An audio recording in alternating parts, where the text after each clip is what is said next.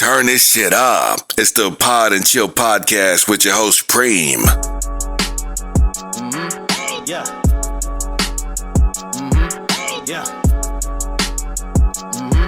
Yeah. I told you once that I'm a problem, I'm so problematic. When you see me, you can't move just like you stuck in traffic. Time is money, worked every penny, Orlando Magic. Ballin' is a hobby, getting money is a habit. Riding through the DMV, I got to work on me. Made a quick 900 off the quarter P. Shout out to the Cali Boogie, always frontin' me. Made it all back, plus the stacking that shit off of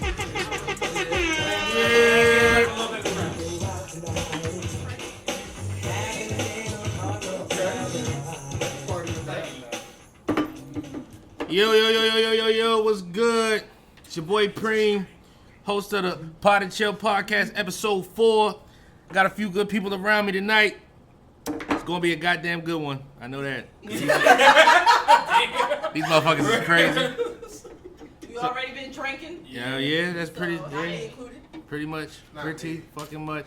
And I got a couple of new guests tonight. Not from the normal starting lineup, but you know I got great people around me. I want to show some love to my man B Heard. Hey man, What's good with you, man? can't complain. You know what I'm saying? How you doing today, right there? Blessed and highly favored. There it is. You know what I'm saying? We here. You know what I'm saying? We alive. I'm short, but it's okay. Oh, You know what? Let it go. You know what I'm saying? God.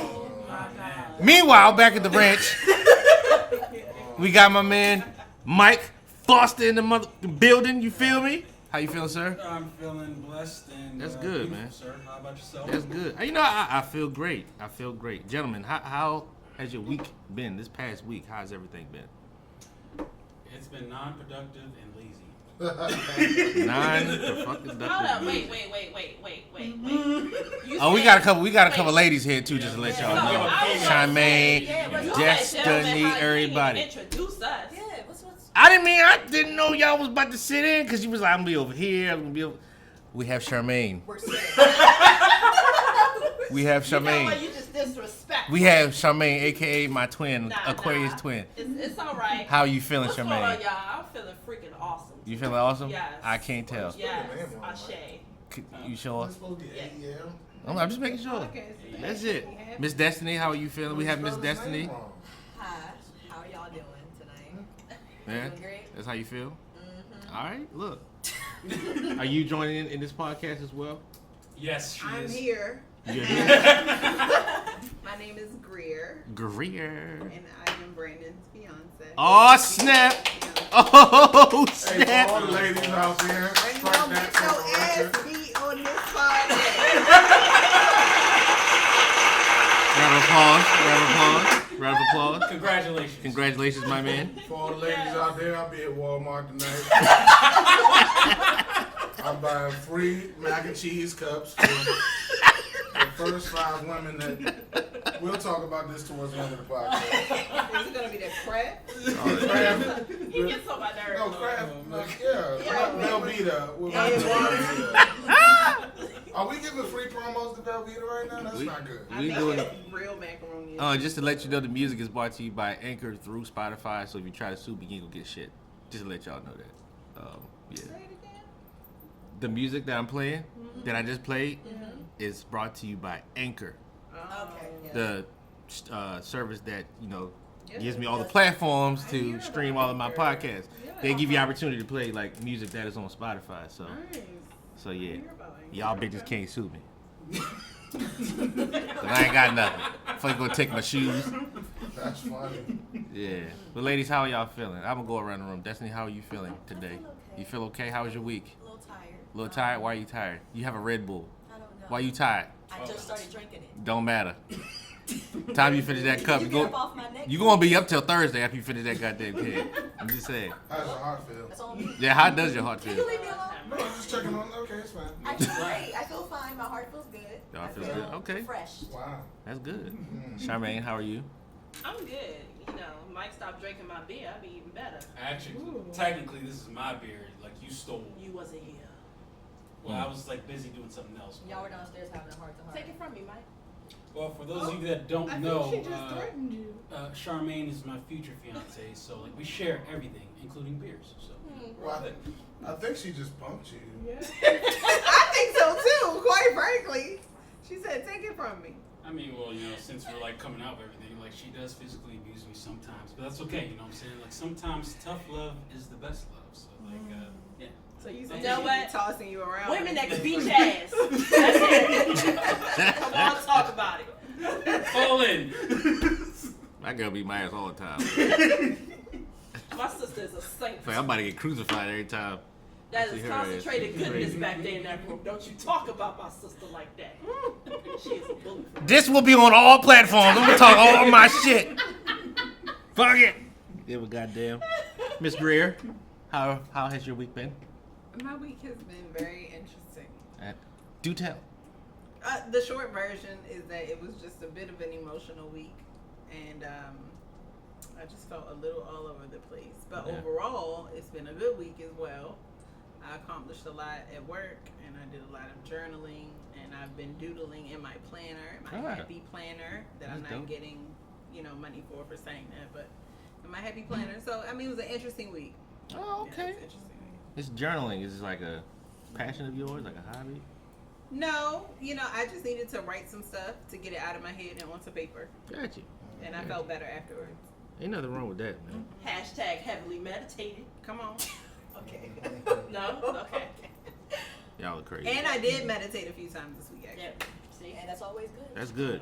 Meditation is good, man. I did a Meditation, meditation therapy, on Sunday. anything that will get your mental on track is good. Anything Especially, that makes me not want to punch somebody in the face is great. That part. that's a fact. Because I will choke hold a motherfucker quick. Exactly. I don't Well, play no choke shit. Red a Bull bitch. makes you want to Can you punch leave someone me and in my the Red face. Bull alone? Like, that's pretty much the sole I'm purpose trying to of stay Red up Bull. for the podcast. Okay, but it also makes you want to punch And people in the be face. here, It gives present, you energetic. wings, technically. It does give you wings. Okay, actually, Hi. well, What's going on? speaking of Red Bull, I don't know if like anyone has heard about this, but apparently there's like Yeah, they put urine in it. urine in it. What? Bull urine or some shit like Bull that. Urine? Bull Is that true? urine. No, it's In not. Red Bull? And Red Bull and Monster, yes it is. Sis. It's is called Monster. it's called Taurine or something. Taurine, like that. yeah. Taurine. Her life is breaking down in front of her. No, I'm sorry. I didn't mean to spell say Taurine? that while you're drinking it. That's what but- Yes, you Right here. did. No, How you spell it's- it? Yes, you did. It's just that you were drinking the Red Bull and like automatically they came up in my head like, oh yeah. But you would have been like, oh R-I-N-E. wait, she's drinking a Red Bull. Let me not bring up the fact that You there's see how it's possible spelled? It's bullness urine with a T inside O. of the Red Bull that I am It's a currently chemical drinking compound. for Urine. this man's podcast. It's urine. Okay. It has urine in the name. Taurine is a type of chemical called an aminosulfonic acid. It occurs naturally in the human body. That shit sounds dangerous. Okay. It Terpenes, occurs Tahana. naturally Yeah. in the human body and has many important functions. Taurine is found in large amounts in the brain, the retina, the heart, and blood cells called platelets. The best food sources are meat, fish, and eggs. The body usually makes taurine on its own. Fam, you spell Taurine. T-O-U-R-I-N. It has urine in the name, okay? I want y'all to understand. Damn, it does all right? have urine in the name. It has urine in the name, okay? Wow. Do not let them fool y'all. No, Oh my God! Do not let them fool y'all. Well, this urine tastes delicious. Oh, Okay, so then this website says the inclusion of taurine in energy drinks is most likely due to its hypothesized effect on mental and athletic performance. Taurine supplementation has been linked to improved exercise capacity and may therefore help individuals to meet physical needs. See, so it's helpful. And Auntie done told you that you're drinking piss. Thank you. She is. She did that twice. Niggas always making up shit. No, it's in the name. I don't care. Todd, she did this twice today. Did this twice. Did you know, my brother, you are drinking bull piss? You don't want that Grand in your rising, system. my sister. Yes, exactly. We were at Mike's American. I'm sitting there drinking my Coke, having a good time, and she gonna talk about how some Coke is used to clean off rust. You damn right. That's- it is. That's a fact. Coke That's is used a to clean fact. off, what is it? That's a fact. Yeah. It's delicious. That is Corrosion, Great time. corroded battery acid. So is now good. I'm Yeah. thinking about the fact that I'm drinking rust cleaner. See? It's true. Niggas is good for something. That is a fact. If you go on YouTube, Hold on. you Let's see break it down right the word there. nigga. Now, Oh why- my, we not doing this Why do tonight. you have to call us niggas though? Why can't we be kings? and Cause we was queens? drinking Crown Royal. Exactly. So We got smoked niggas. Newports. We It's in the name. niggas. Again, it's in the name, fam. Royal. Crown Royal, okay? God. I We mean, are kings and queens. I think if you Right, go but then you and got- you look and at you- any beverage, it's all kind of fucked up. I mean, let's talk about milk. You know what I'm saying? Milk. I don't drink them. No, let's talk about it. You know what Yeah, I'm let's saying? talk about it. Please. If we talking about wine, Please. somebody's feet been on your grapes, Jack. Yeah, whoa. That makes sense, man. Yeah. Yeah. I actually know so this. true. And That's how I'm wine wine lover. You drinking athletes Roscato. Let me, That's what you drinking. hey, Straight up. let me explain something to you. Aqua. That's your best option. Aqua. We No, know it's water not. is good. We know Listen. it depends on Even which they one. ain't even though. fucking up the water. You Yeah. know, when we buy this kind of water, it's not all I like coming from that. the same source. Yeah, If it's you read the processed label. water. Oh shit, we all gonna be dehydrated Yeah. after this week. Yeah. Ain't nobody drinking nothing no more after this podcast. Damn. Well, listen, ladies and gentlemen, before I get into any of the important topics, I would like to ask a few questions to y'all because before y'all, I'm going to go ahead and assume y'all were born and raised in the city. I'm going to assume Born and raised. in the city. Oh, City, absolutely. city life, basically. Hey, I'm from Southern Maryland, right? You want this? I'm from Southern Maryland, you know. Greater and, Washington Hospital Center. You know what I mean? I'm not too familiar with the city's surroundings, and even though we like 25, 35, 45 minutes away, it's still a huge difference from where I'm from and where you guys are from. Like, for example, one time I left y'all house and I seen a crackhead with a cape on dancing at a bus stop. To me, I'm like, what the fuck? They probably got a bomb on their back, but to y'all, it's normal. Like, You leave black man alone. my thing is, Hey, man, where you saving think the we get our world, man. DVDs and CDs from, Jack? my thing is, my first question is to y'all, like, growing up in the city, how was it? Like, like, the shit that you see now, when you seen when you were a kid, do you find it normal? Or is it like, yo, being older now is like, this shit ain't normal. Nigga, crackheads singing on the side of the street with a mic that's not plugged into anything.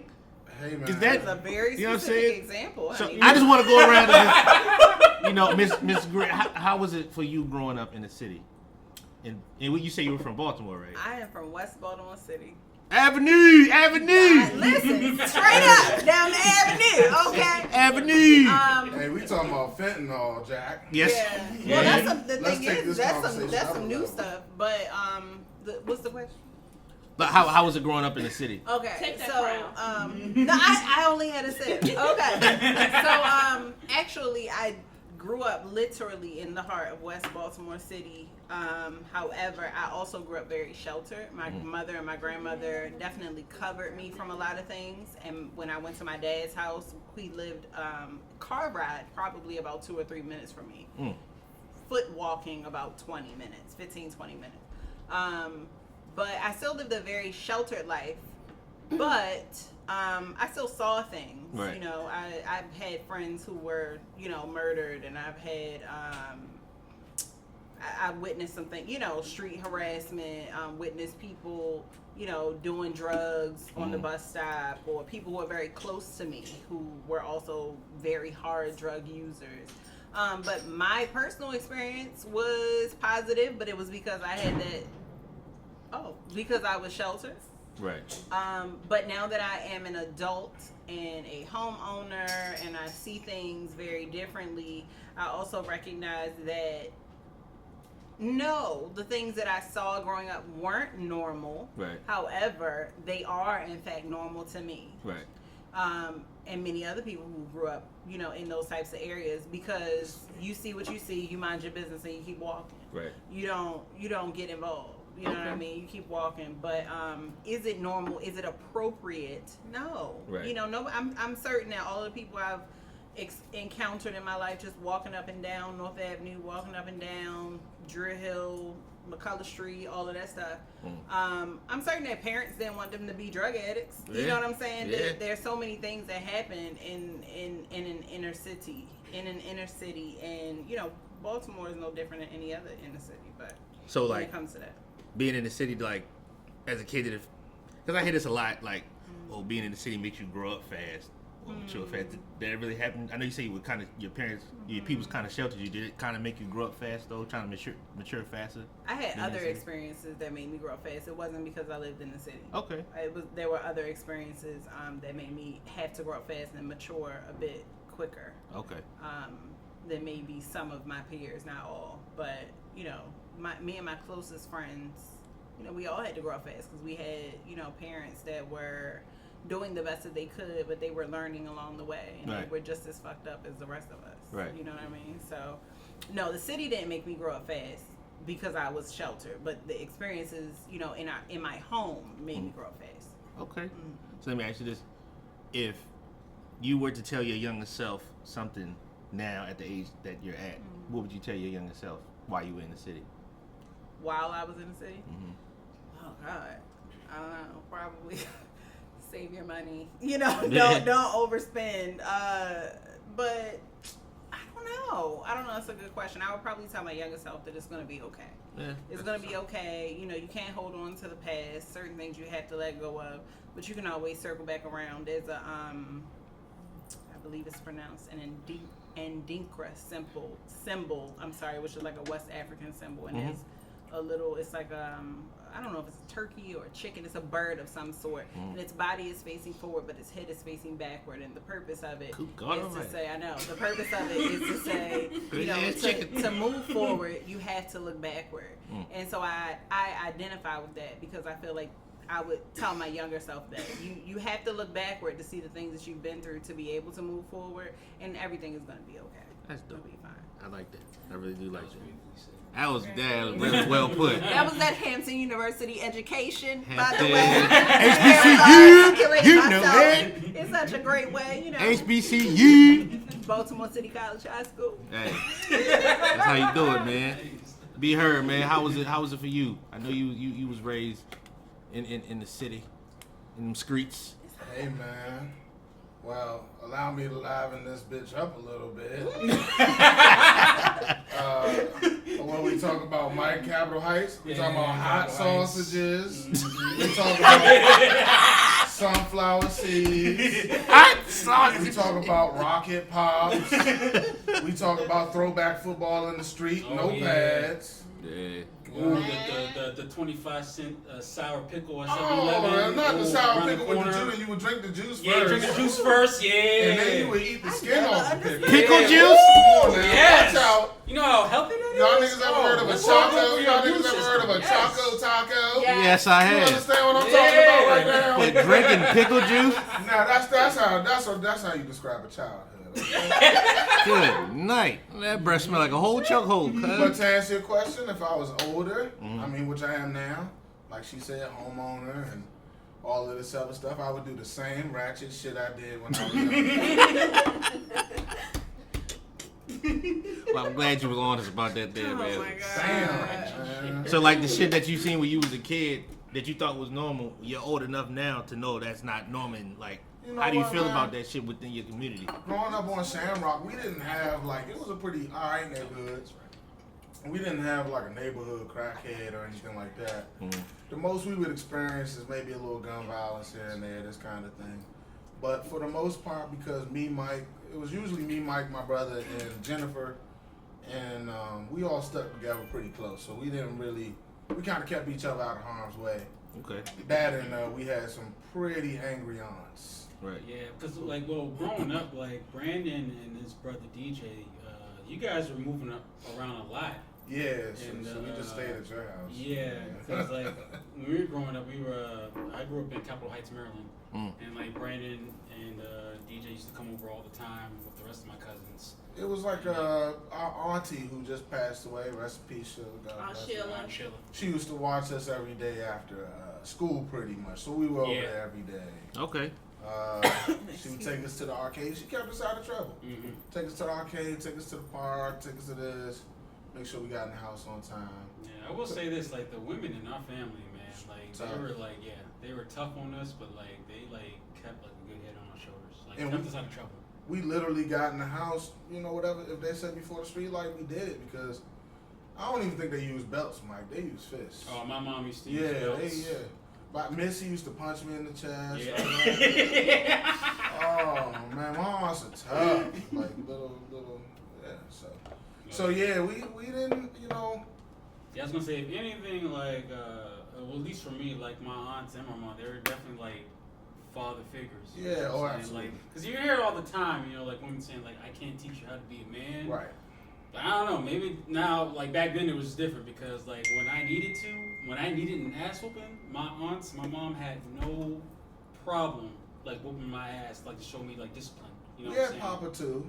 Oh, yeah, and grandpa Yeah, too. Papa Yeah. too. So I mean, we got a little bit of male influence, but believe me, he didn't have to be involved. We had to get through them first, and they was gonna whoop our ass much before we ever got to him. So no, yeah, definitely. We all grew up, and that's probably the reason that we all grew up in, with decent people. Right. It's because of the work that they put in. Right. For sure, man. There's the reason why I ask these questions to y'all, because you see a lot of cities, especially like DC and Baltimore, they always get a bad rep in the news. You know what I mean? I know I see I mean, it's violence every fucking way. But I know there's some positivity, there's some light for these younger kids to, have a childhood and everything. But I just wanted to let people out there know, like, hey, whatever you see on TV, yeah, it's violence, but it's violence everywhere, but there is positivity in the city, And I would add, you can choose your path That's no a matter fact. where you live. So, That's a fact. you don't have to follow the drug dealer. You don't have to follow the dude that's beating, and we're examples of that. We chose a positive path as opposed to, and we had plenty of negative examples. Right. And look how y'all turned out. Y'all great people. We chose a Homeowners. positive path. We didn't want to do that. So that's the other message. If you think you're in the hood and you ain't got no other way to do it, no, you do. Yeah, there's always You do. opportunity. Just call my phone if you really need help. That's a fact. But yeah, you just need a positive. Yeah, I really hate that stereotype on black people. Just because like you grow up in a certain environment doesn't mean like you have to become or be a part of that environment that you grew up in. It's like you don't have to choose that path. And me and Mike, full disclosure, we grew up in single mom households. So that's another stereotype we could have easily fallen into. Right. But But y'all had friends like us, so Well, whenever you guys want to hang around us, yes.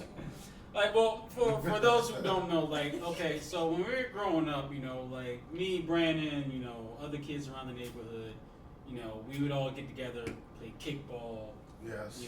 Throwback Throwback football, Power my favorite. Rangers, Power like Rangers. we would always like ask Charmaine, like, hey, you want to join in? this is what we doing tonight? I mean, I just want to know before we start this. well, you shouldn't have said anything. Okay. I want to hear this story now. Well, it's like, Charmaine would we would always ask her, like to join in on the fun, but Charmaine was the type of girl, like, she wanted to grow up too fast, like she was like 9, 10, and at that age she was like, no, I want to know what it's like to be a woman. Oh, wow. So I want to hang around like certain friends, Oh, she was that- classy. What? Did you not say in Washington she was trying to be grown? Is that what you said? Yeah. Is that what you said? Yeah, well, I would just say like she grew, like she was hanging around certain people. I was hanging around certain people, so that's why he felt as though I was grown than what I was. Yeah, And she it was. wasn't the Yeah, case. she was hanging around certain people that wasn't exactly leading her into the right path in life. I just say that. Do you Oh, want to so name you were names? telling me. No, I don't want to Okay, name okay. names. Thank you. That won't be necessary. I just want to, let's clear this up because Oh, he's trying shit. to know my story, and I don't appreciate it. Her But story. I'm gonna just put it like this, okay? Tell your truth, girl. Everything happens for a reason. So it was a lesson I had to learn with these people that I grew up with, and I learned it, and it made me the woman that I am today. Very so I true. don't hit you as much. Oh, wow. Shit, when I walked in the house, I heard a soil. Did you really learn any lessons if you're still hitting them? What lesson did you really learn? Lord For have those mercy. of you that can't see this, I'm winking my eye twice right And now. just because Mike is my cousin, I'll go ahead and back him up with a story. I didn't know Charmaine was going into my high school, and I see her one day, and I'm like, "What's up, Charmaine?" And full disclosure, she came back around, and we were friends. But the first day, she was like, "Hey," and like literally blew me off. Like I wasn't even. She was only 1 grade ahead of me. Right.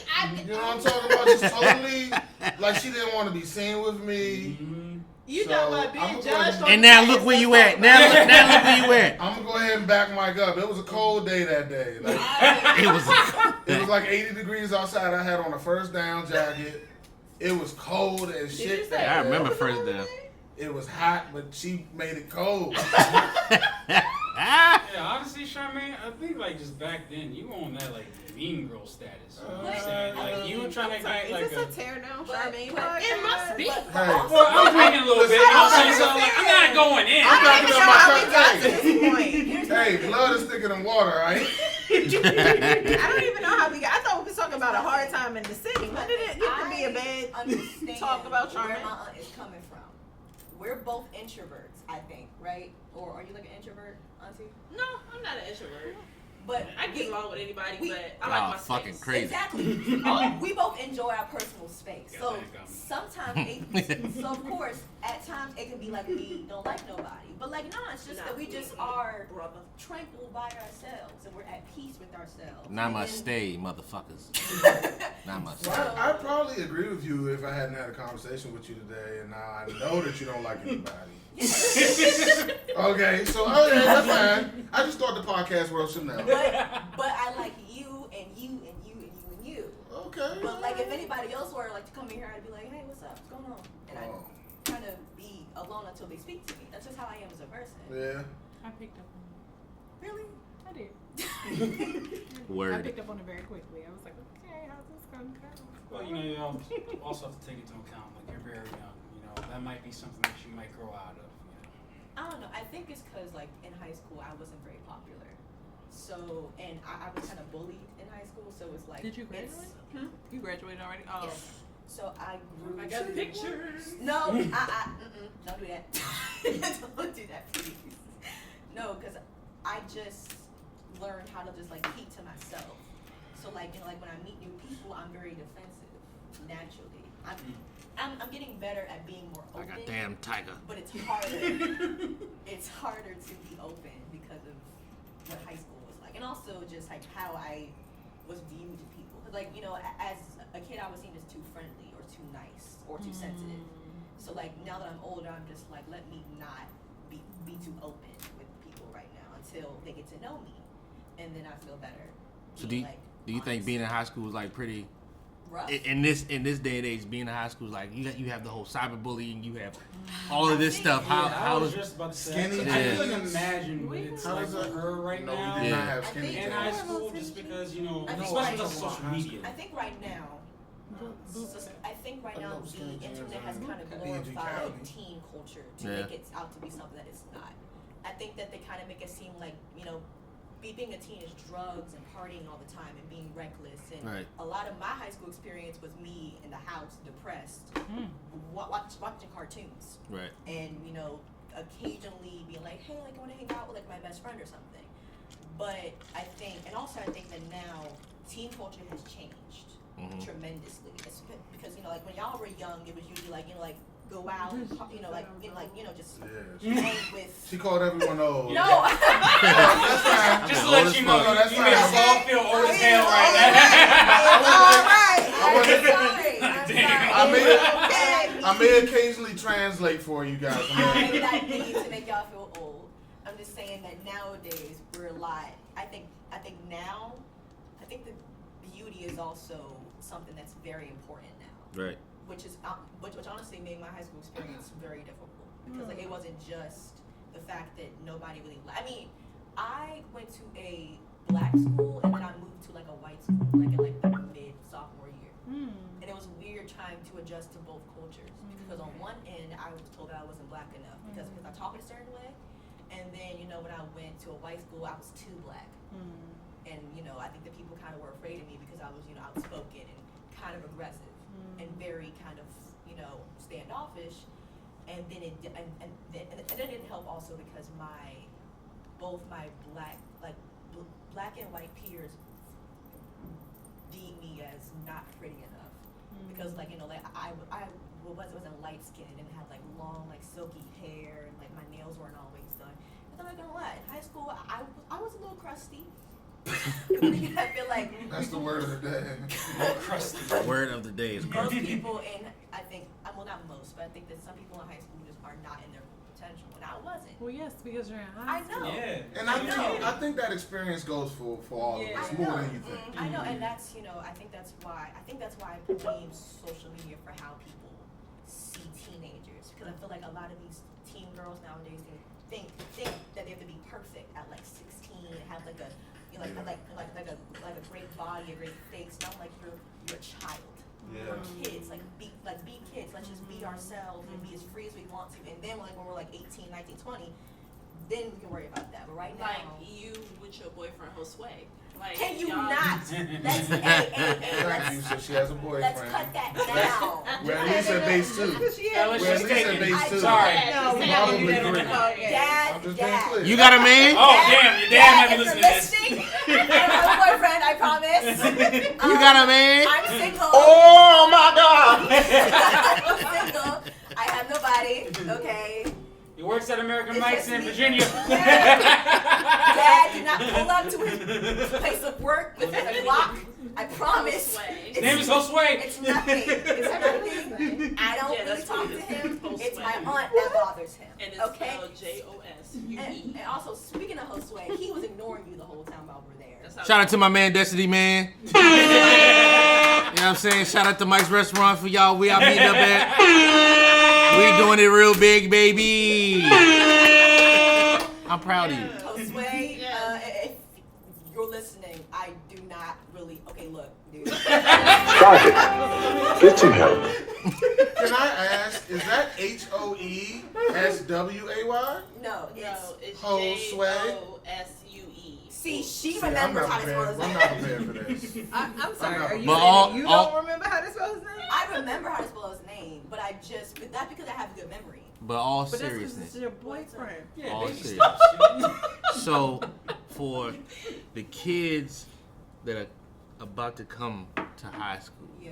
the kids that are out there that's kind of, you know, suffered some of the things that you went through, what would you tell them coming into high school? I tell them, enjoy your youth. Like, I know that a lot of adults say that, but as a teenager that's approaching adulthood very, very rapidly, it may seem like the world hates you for being a kid because, like, you're young and you're naive, and, you know, you're not your full potential. And also, another thing, do not let the internet tell you what you should be. I'm glad you said Do that. not, because I can promise you, the internet is much different She got good role models, y'all. from. Right. Can you? Hey, I'm speaking. Sorry. I'm speaking. If you see the internet, you're like, you know, why don't I look like her, or like, why don't my body why isn't my body like that? Keep in mind, you're a child. You're not fully developed. Okay, so like, yeah. Okay, so yeah, like you don't have boobs or a butt at like 13. You're not supposed to. You're supposed to have sex appeal or be attractive or Right. whatever. You're supposed to be a kid. Right. Be as sticky and slimy and messy and all these other things. Right. Be free. That's not just I don't know. Yeah, I don't know about the sticky and slimy. I get what you're saying. I know you You that. better be talking about the Gap from Nickelodeon. That's what you better be talking about. Okay. Now, you know what? To be honest with you, I'm glad that you're on this podcast tonight. I'm glad that you know, saying what you're saying because you're speaking for a lot of kids out there that are afraid to just jump out there and just. I think that it's important also as kids It to is. not, and this is nothing against y'all. Do not let these old people tell you what you can and cannot say. See, I was trying to give you credit. Yep. Then you went with the old shit. Nothing against y'all. You were I'm- doing good at first. But look, I'ma Is the say this. podcast over? I'ma say this. Have I'ma we say reached this. Nirvana here? No. You coming on here and talking about, you know, what you went through in high school and, you know, what you dealt with depression and stuff like that.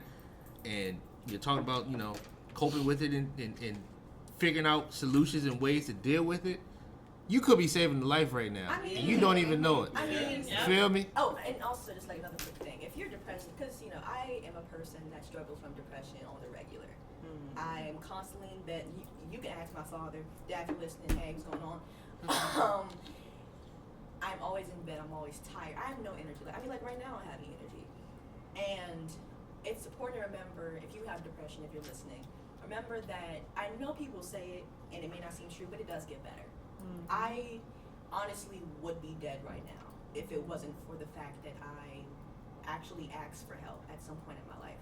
And the fact that I realized that, yeah, it sucks, I'm tired, and I want to give up. You just have to realize that somebody out there loves you. If it's not your mom or your dad, God forbid, if it's not your friends, then I do. And we, all of us do. Facts. So I think that... Damn right. So I think that it's also important for you to remember that although, and also for being a young black girl in America, our mental health is not taken seriously. Facts. We are often ignored, dismissed, and misdiagnosed. Very true. So I think it's important to remember that, you have me, you have my aunt, you have, I'm sorry, what's your name? I forgot, I'm so sorry. Greer. We are all black women who are in this world by ourselves. The government and the institutions and the justice system does not really have our backs, but we have your back if you're listening. And if you're a girl, if you're a black girl and you're depressed, remember that there's somebody out there that understands you, and it's me. So yeah. Remember, this is a young lady that just graduated from high school. So parents, talk to your children. Children, don't be afraid to speak on how you feel. Okay? And it goes for everybody, not only the black community, anybody. If you're depressed, man, just seek help. Therapy's out there. Do what y'all gotta do. Listen. Yes, that's please a fact. Listen. Please That's all you listen. have to do. Is listen. That is a fact. Just sit and you're like, I get that it might be like unbelievable that your kid will have depression because how could they grew up great. Right. You don't know what your kid is going through when they leave the house. You don't talk to them. They can have a bully. They could have a person that's harassing them. Talk to your kids, and also do not make them feel bad for opening up to you. Sit down, listen, and understand that they're kids. So of course, some things that you might think is not that big of a deal is probably gonna be a big deal to them. Facts. Because you're an adult. Facts. They're kids. That's a fact. So You gotta talk to parents. Just talk to your people. Talk to your kids, man. Yeah. Talk to your kids. It's very important. It's important that they know they have somebody on their side in their corner to talk to, especially the parents. So, yeah, man, I'm glad you expressed that on here. You're very brave for that. Yeah, I was gonna say I do appreciate you saying that because that's one fear of mine. When I become a parent in the future. Right. My kid being afraid to talk to me or open up to me. Let's just say, for example, if I have a son and he happens to be gay, right? I want him to be able to tell you. Yeah, tell me, express right. himself to me, open up to me, talk to me. I feel like shit, right. if my own son, my own daughter, fears to talk to me. Right. Because they can't express their sexual preference and whatnot. I would feel like a failure. I feel like I'd start questioning myself. Damn, as a parent, as a father, what did I do wrong? I think that when I know that's all parents out there, but I think that when you're a parent, start young. Always remind your kids that they're there. You're there for them, and that you're here. Yeah, I was gonna say I'm in the 30s I'm now. it's too early. It's too early. I'm gay. It's too early. What's up? Right else right there, but I'm a dick man. It's crazy. All right, well, I got the last two people here. I know y'all were born in the city I'm assume environments. So how was it like for y'all too? I'm y'all basically we was all we all grew up together, right? Brandon just said basically everything, right? Yeah, okay. As well, so we all did pretty good. Yeah. We might have left out running from that dog. Oh, Max. yeah. We had to run from that dog every day. which was a vicious And- Rottweiler. So Frank, if you're listening, We miss them, bro. I will say, like, just listening to your story, I think we probably ran into a lot of the same things. We're not as far removed as you think. Now, the difference is the internet. Yeah. And I think the pressure of perfection and those kind of things. But if you think about it, it was just different back in our day. Like, you might look at the Jet Beauty of the Week and go, oh, man. I was just about to say, you know what I mean? Like, oh, man, I wish I was like that. And you starving yourself and you eating. Yeah. I mean, it was the same stuff when we came up. It's just now it's so instant and in your face, I think. Yeah. You know, it's right on your phone every day. And that is a new hurdle, yeah. I mean, for us, it was LimeWire. Yeah. Man, Kaza. Share Bear. Share Bear. Oh, man, it was illegal. Basically, LimeWire. Basically, Frostwire. Music. That shit was illegal as fuck. LimeWire gave my computer herpes. Like, that shit was crazy. See, when we tried to look at porn, it took about 4 minutes. She said. Look. About. Because you had there was a loading. You remember the sand? Hell yeah. The little sand drink that turned upside down. Hourglass. So that's the only difference. It just takes us longer to look at porn. I said we had the little scatter channel on the cable box. Yes, I was gonna say I was gonna go back to the cable box. Hell yeah. That dial up. Yeah. And then don't let somebody pick up the phone while you on the internet. Hell yeah. It's shit was annoying as furniture fuck. moving up in this bitch. That was fucking crazy. Y'all remember you used to get a couple of hours of AOL in your laundry detergent? We were like 20 hours of AOL. And you like, you can only use 5 hours, the rest of it's mine. Bruh. Just a little bit. We dealt with the same stuff though, okay? We dealt with rejection and depression. And no, seriously though. Wait, you have to remember that Rydell is not exactly at our age. He's still a couple years young himself. I'm 30, motherfuckers. We all dealt with the same stuff, depression and trying to idolization. Man, I got a lot of PTSD from my fucking family. As a man, we couldn't show emotion. We couldn't cry. We were sore. That shit's being. I'm breaking that shit though. I'm breaking that shit when it come to my son. Yeah, if you need to cry, motherfucker, your ass better goddamn cry. Especially with black men nowadays. I don't know why so many. I mean, men in general. But I think black men especially are so afraid to show emotion. Yeah. But honestly, I think nowadays it's encouraged because of what's happening in the media. I think some black men are afraid to show emotion because they feel like it's gonna be weak. There's gonna be a weakness towards that woman, and they feel like that woman may take advantage of that shit. Okay, let's talk about this then, women. I know you're gonna hate me for this one. Oh god. But we gotta talk about submission, ladies, cause oh my god. Let's go. You better preach. Let's go. Hello, somebody. Cause this whole being an independent black woman, I get it. But at some point, you have to let a man be a man. You have to. I get it. We've been on our own for so long and everything, but let him take out the trash. Let him put the gas. Thank you. And another thing, you need that. Okay? Let's and go. all about, the women that's out here thinking that the man is supposed to pay for everything. Let's go. Let's go! Talk to him!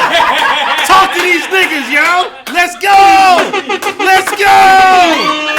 Let's go! You better praise him. Let's go! You better praise him right where you at. Let's go. Let's go. Shout out to Twin. Let's go. I'm about to speak in tongues. Take out the trash when you at home. Talk your shit. We both pay for stuff. So why you feel like you about to talk your shit? She's not giving all the examples of how women do men. She only touched on a few. I'm here for it. I'm here for it. I'm here for it. Touched on a few examples. I'm here. It's alright, please. I'm allowing all the smoke. But yeah, I feel as though it should be 50-50. It just works out better that way. Huh. You know what I'm saying? Y'all can both still build and everything like that. Just have a set plan and motion. Huh. Don't make him pay for everything, because I'm telling you, that shit is going to get old. Huh. And quick. Let's go. So once he finds a woman that actually, want to pay for dinner, Huh. want to give him a massage, guess what? You the mistress at this point.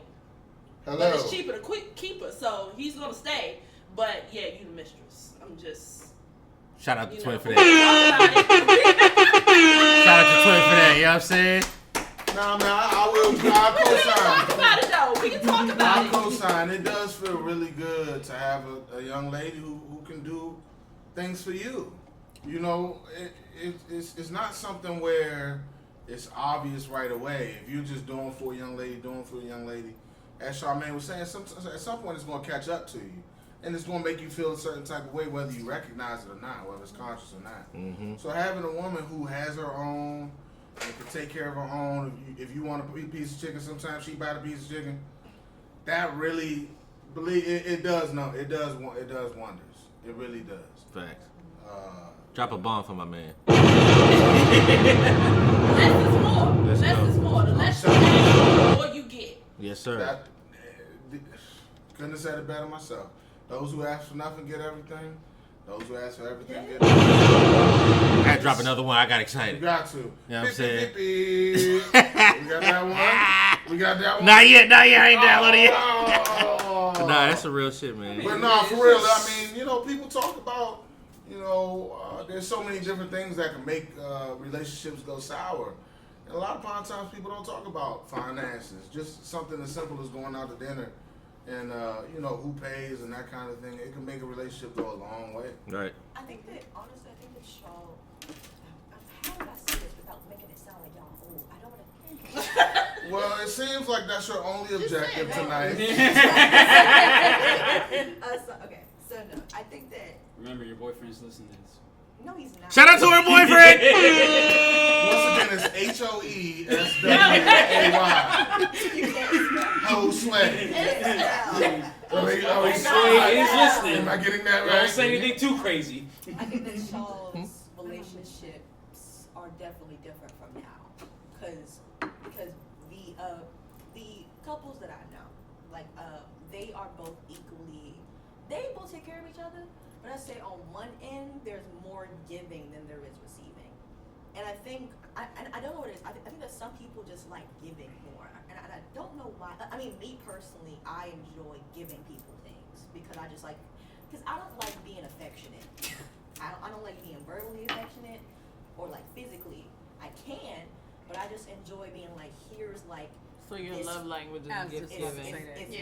It's gifts, and it's also That's my love language too. quality time. Let's talk about that next. Love language. I Love enjoy. That's what it sounds Well, like. before we get, Okay. my baby's here. She wants to chime in, Miss Shima. Just by the way, the next episode that we have, my twin Charmaine and Shima, they have a segment called Horror Chicks.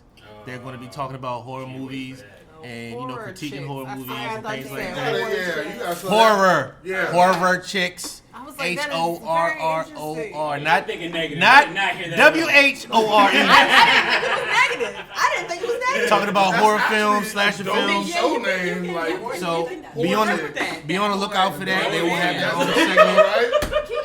He's not done I might get that copywritten, like. Be on the lookout for that. They will have their own segment on this podcast, and pretty soon they'll have their own YouTube page. So be on the lookout for that.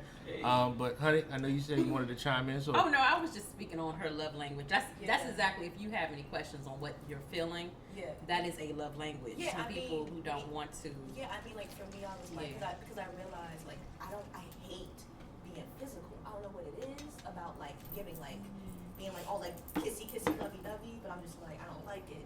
So for me, I'm like my best effort to show somebody that I love them is just to spoil them with gifts and flowers and dinner and all these other things. It's because I'm just like I don't know what it is about physical affection and saying I love you, but it's like it's hard for me. you know what I think? You're a young lady, right? Young lady. I feel like once you find that one, oh, that shit's gonna go out the door. another thing. I was like, It's going to change, that but person. Yeah, you're a going to lot find of it's the- going to A lot of the change. stuff you're saying is going to change. It's definitely going to change because I was in your position too back in the day. I had a preference. I wanted this, wanted that, wanted that. But when I found that one, oh, that shit went out the motherfucker though. All of it. and The whole infection stuff, oh, that shit went out The the damn older bro. you get, the more you appreciate different things. You appreciate underlying things. Shit, yeah. Your experiences will dictate what you become. Right. Yeah. Because everything you were just saying, I was about to say something like, "What the hell's wrong with you?" I was like, "No, I was the exact Same way. The I see exact myself same in way. you when you start. I was like, no, it's crazy because Same way. Like, damn, I had a preference. All of us had a preference. Oh, with yeah. each I other. think that granted, I haven't had a lot of romantic partners. Hey. You see how both of us looking at her like, you have to remember that you have both of your aunts here now. Sorry. And we're Okay, looking. yes. I have not had a real romantic partner yet. And Okay. that's our point. Yeah. That's a good thing. Did you want to introduce? You got another member of the podcast. Oh, we do got another You might as well. young rapscallion amongst Got one on us. us. No, but seriously, like I think everybody at the table, you know, you probably wanted like a big booty, light skinned chick in the video until you had one. Until you have one. Why did you say that? No, but seriously, your experiences will show you. You might think you want one thing, and then once you have it, you're like, oh, that's not for me. Yeah. Absolutely. Yeah, because I haven't had, a real romantic partner yet. So You will. like- it takes time. Yeah. It takes I time. know, rush. I know, Yes, you I'm have to remember, not rushing. you're- I'm not rushing. You're just saying that No, you I'm haven't young. had. I just know that, right. I mean, like, it's going to change. But I think that right now, because I have not met a person that can really, like, pull me out of that, like, zone of me being, like, let me not. Oh, you will. Been, And love's You're going gonna to be drive you plenty. fucking crazy. You're gonna need plenty. Good Lord. like, You're gonna run into so many like, oh, he's the one. You Or have she's the one. experiences? It's gonna be there's so many of them. You speaking from experience, Mike? Absolutely. Yeah, it sounds like it, don't it? That came from the testicles. Yeah, Mike. Like, that just. Yeah, Mike used to deal with a lot of I mean, guys yeah. that. No, they A were, lot of they guys. were aggressive. They were aggressive. And I think he realizes now that he likes a more docile guy. Mike. Are you cool? Michael. Would you like? Is this something you have to tell us? It's okay. I mean, first of all, it's 2021. Why are you guys attacking me that like I find the body of a male man attractive? Now you talking about UPS or USPS or FedEx? Because you did say a mailman. You did? You said a mailman. When you run back the tape, you're going to realize that he said he's in love with a mailman. And I just want to know, does he wear brown or blue?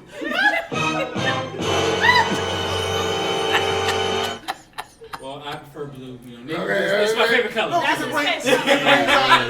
it brings out the flex in his eyes. It brings out the flex in his eyes.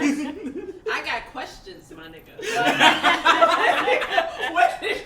Charmaine is still I here. gotta know. Exactly. Charmaine is still here, America. Charmaine is still Well, right here. Charmaine, if you really want to know, ever since you turned me down in 9th grade, I knew he was gonna bring this shit up. I knew it. You turn my man's down?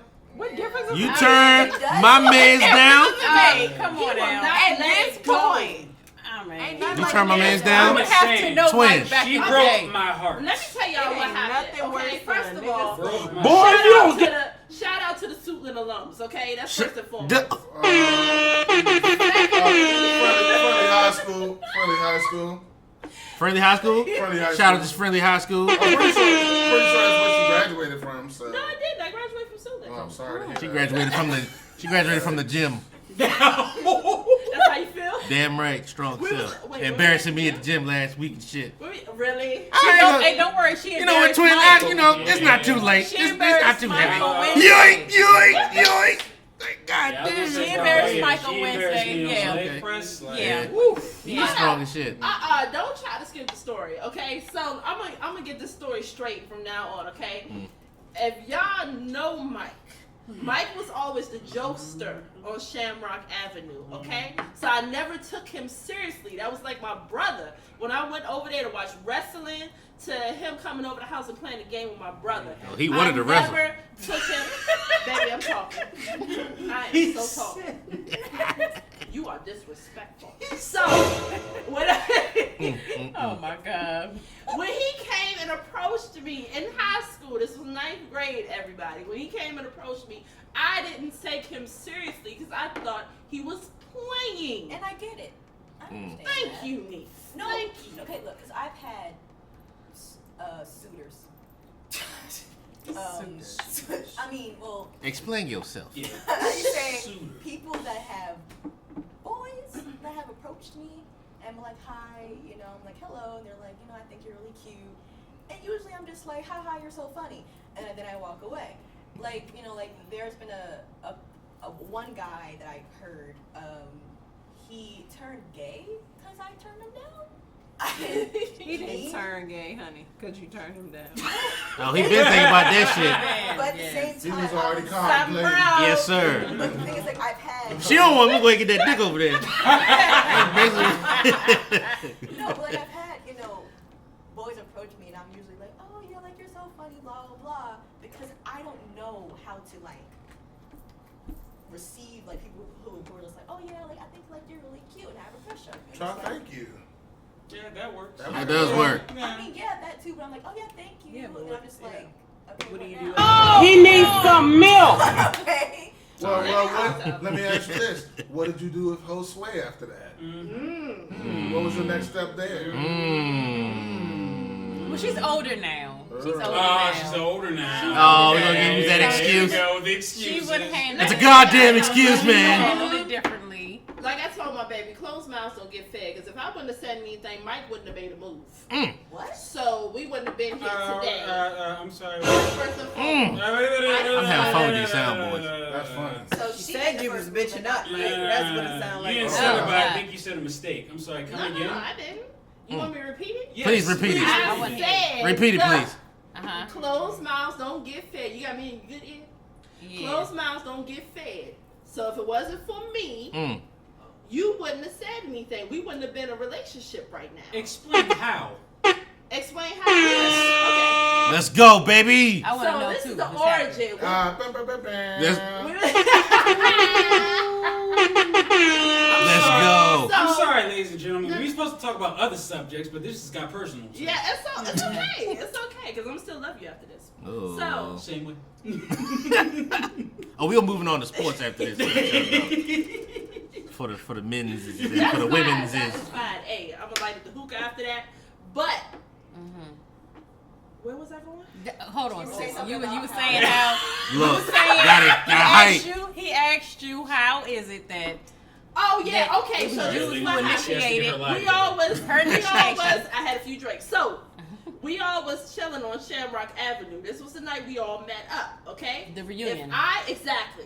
If I wouldn't have stayed, if I wouldn't have told him to spit that gum out so I could get a kiss, we wouldn't have been here today. So you just up and said, spit the Yeah, gum I out so said you you get a need to kiss. spit that gum out. I sure did. So- I damn so sure you did. get a kiss. 'Cause Wow. I know what I wanted. Oh wow. Oh. Okay? And that's what I wanted. Wow. Ah. She seen you grown.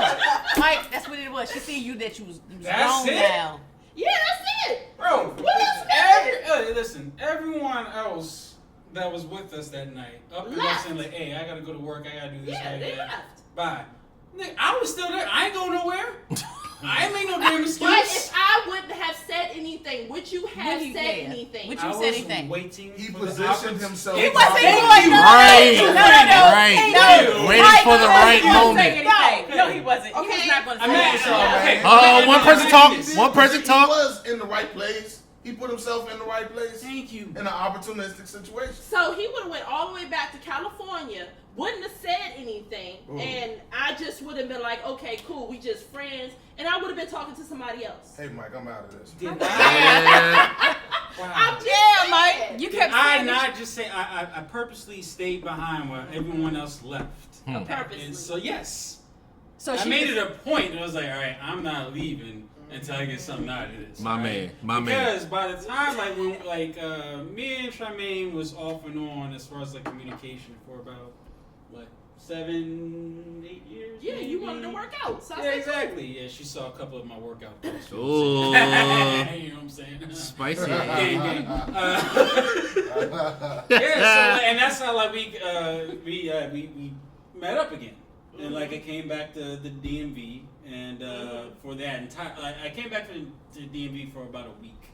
For some odd reason you were avoiding me. You said like you had like a new position at your job. I actually remember I was this. training. Hold I was on. in training. He was over my house, and he's like, "Man, I'm trying to get in touch with Charmaine, but she not hitting me back." I was training. And I told him, I said, "Well, you gotta hit her one more time, bro." Mm-hmm.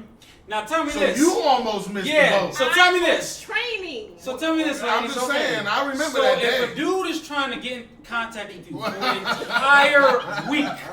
entire week, are you really gonna come up with an excuse like, oh, or like he just made it seem like he's about to leave in that night when everyone else is that really a dude that's like not trying to talk to you?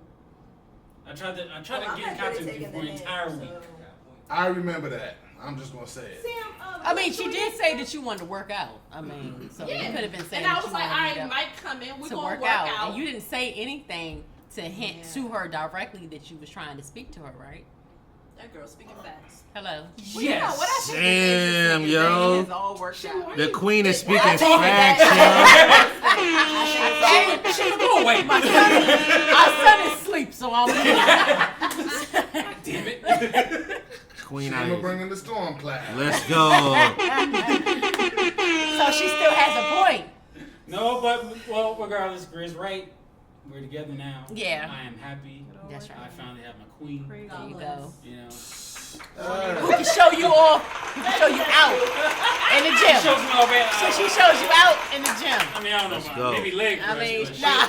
she can't see me on the bench press though. How about Can that? you not see him on the bench presses? Nah, she not. No, I can't see him on the bench Okay. press. I ain't even gonna think about that. What's Legs, I got them all day, but upper body. She got those thunder eyes, man. Yeah. I can't keep with that. Well, if that helps any, Greer almost missed her boat too. So did Radu. What is Let me tell you something, all right? Everybody gonna tell you this stupid story that is not true. I want to hear it though. See, I'm gonna be straight up. We met online. We met I remember. online, I know the and story. she was in my DMs. That is a lie. Shout out to Badu. No, I was not in his DMs. She was like, "Boy, I'm trying to lick one of them nuts." Which one? Which one? The left one.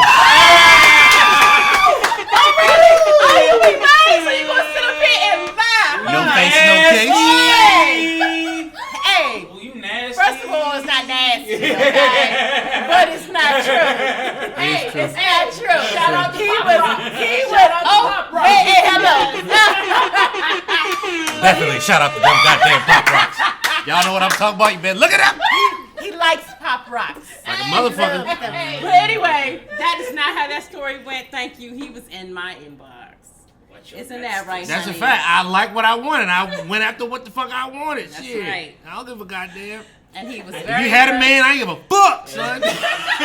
Fuck that nigga, bro. I didn't though. You made $2 driving buses. I have to Get with me. y'all because I tried online dating a while ago and like that shit is so fucking. I've never done It's it. not easy. No, it's not. It's a lot of feelings. Yeah. I don't see how anyone can do it. There's a lot of feeling. I had no idea I was going to end up with him because I've been on there for a it's few like, times Yeah, experiencing. because my thing is like, how do you get to know someone if you don't have like that physical face-to-face contact? It's Well, kinda like, it you starts can- like that. Half of them not even girls. Yeah. Yeah. He told me he ran into a lot of Keep it training. bean. It was Very true. one dude I thought was a girl. I mean, he was sending me pictures and shit. I guess this nigga had stock photos of other bitches. Good thing I didn't send him a dick pic, cause I was close. I mean, I don't know, just but- like What's just a a lot of regular catfish dude. on there? Man, what? He was Like, finna just get the post whole that hammer, pictures cuz. of that's a funny, female. girl. Yeah. That's He was finna get the whole And hammer. then You just the have weirdos transgenders out as there well, like that. Like, just you does know? that weird shit. It's kind of like, Yeah. what the fuck, man? Like, you know. There's a lot of transgenders on there as well that don't tell you Yes, that sir. they Chicks were with born a dicks. man. Uh, Ain't nothing wrong with it. It's Yeah, not my nothing preference. wrong with it, but it's like If you like it, that's on you, think, baby. Like, you know, long No, as that's you tell- dangerous. Yeah, That's long, dangerous. hey, You have I'm to with tell. y'all. As you're That honest, you know. You have to be honest. LGBTQT. They had a couple more alphabets, They vowels did. in there, right? So I got a question. Hold Listen. It's up. plus. It's While plus. we're It's on plus? that- Put plus on while it. Like we're Disney on Plus. That's it. Okay. Nah. That's it. Okay. While we're on that, because I have a LGBTQI+. question. Yes, sir. I 2.0. need you to earmuff, babe. I need you to earmuff. Yeah, muff them shit. So, I got a She's too question. young. I got How it. come? Why do men think that y'all getting your ass ate is gay? Answer that question. You know, we talked about this on my last 3 episodes. Did you? I didn't hear No and no. Okay. Yeah. My last. Okay. Why is that even don't brought like they up right ass now? Let me tell you I just something. want to know. First of all, if you I gonna touch really me, want to know. if you gonna touch me like that, you need to take me out to dinner first. Yeah. I just That's the first thing. I need me a last feast. Ultimate Yeah, but feast. no, look. Yeah. I don't even like salad, okay? I mean, I don't even like salad. No need to not toss. tossing no salad. No need to Just want toss. to know. I think they feel violated because I see a lot of men don't Listen, like I feel violated their butt, right now. Listen. their butt being played If you're a with. straight man and you like to get your ass ate, that is your preference. Okay. It is not my preference. I don't think it makes you gay. Yeah. I don't think it makes you gay. You know what I feel that if your ass is getting penetrated and you say you're a straight man, then I feel like you have some curiosities about having sex with another man. I'll say that. There's nothing wrong with that, but I'm just Ain't saying, nothing wrong like, with it. If like, that's your clearly preference, that's you- your preference. Yeah. I would say be real with yourself. Right. Yeah. For the benefit of yourself and the people around you. Right. And if you came up with the people I came up with, oh, you finna get the Listen. jokes. Hey, That's straight up. hey, That's and out of it's all love, and though. it's all That's love. all love. Look, if your exit is an interest, it's all love. Exit is We an love interest. you. But we're gonna look at you. If like, your screen door is getting entered, okay, that's on you. I love everybody equally, no matter what. I don't discriminate against nobody, anybody. I'm sorry. I make fun of everybody equally. Black, white, gay, whatever the fuck you is, I make fun of y'all motherfuckers equally. That's out of love, though. Amen. Not out of hate, out of love. I'm a joning motherfucker. Anybody that grew up with me know that I'm a joning ass nigga, bro. For real. I want to join your ass in a If you a heartbeat. Ferrari, because you know the Ferrari, the engine's in the back. If you a Ferrari, we still Use a love you. whole. That's a I'm just yo. I said the engine is Just back. saying, it's still a nice car, right, sis? You went- Shout out to the Ferrari reference, yo. Go ahead and keep your ears plugged. Because I'm going to tell y'all the story of how she almost missed the boat. Okay, You're gonna learn let's about see this it. one. All right, one first day, of all, so you might as well just listen now. We had already known each other for a bunch of years. But first of all, I think she like crashed a car on the way to me. Damn. So that's not a good start. Relax, relax. And you was on the way, huh? Hold on. You wanted that meat, yo. Hold on. Oh, you really about to get the story. Not true that is. You wanted the meat, yo. He sent you a picture. He sent you one of these joints. Ain't that like to send the picture? That's not what happened. In all seriousness, it was Memorial Day weekend, like 2016. We were supposed to spend the weekend together. I had rented a car because I don't own a car. So I had rented a car to drive down to his house. The issue was, you have a, like, sincerely, right? You ever have a feeling like something is off or something is wrong? And so I went to pick up the car and I did not feel comfortable with the car that they were giving me. But I took it anyway. And then I went to the mall, but the way that it was super crowded because it's a holiday weekend, and getting into the parking garage, I was too close to the wall. So I scraped the wall, and then trying to get out of that situation, I fucked it up even more. That's really what happened. So I didn't get into it was me. It was a one person. It was a one person car accident. Greer. Yes. Greer. It's go ahead. You wanted that dick, didn't you? Anyway. You ain't gonna blindside. You're not gonna blindside me with that goddamn. No, I'm not a blindside. I'm just telling you what actually happened. At that point, we had already been, having sex, but having the sex. But no, The sex. You know that shit was exclusive. The sex. But that particular situation, it really was just like a man down, like, oh, I done fucked up now. Okay. That's really all Oh, it no, I'm was. talking about the first time. So I didn't get in an accident on my way today. So here's how she I almost went down wasn't. there for that. I was on time, honey. I was on time and ready to go. Huh. Shout out for being punctual. Let's go. No, she was So she didn't know how to cook. Absolutely a penis visit. Yeah, go ahead. You said it was? Oh, it was a dick appointment. It was a dick appointment? It's a dick appointment. It's completely a dick appointment. Shout out to your honesty. Yeah. You started off with a dick appointment. Shout out to your honesty. Shout out to your honesty. What the fuck I'm talking about? You almost missed a bus. Baltimore. Like that. This was Baltimore Avenue. It was a dick appointment. I didn't even know what was going on. That was I didn't know I was a dick appointment. And that's what makes a dick appointment. I had no idea that I was a dick appointment. First of all, guys, America, I'm a Christian. Oh, my dad's. Boy, shut up. You I was didn't- using that damn. Shout out to the Holy Father. You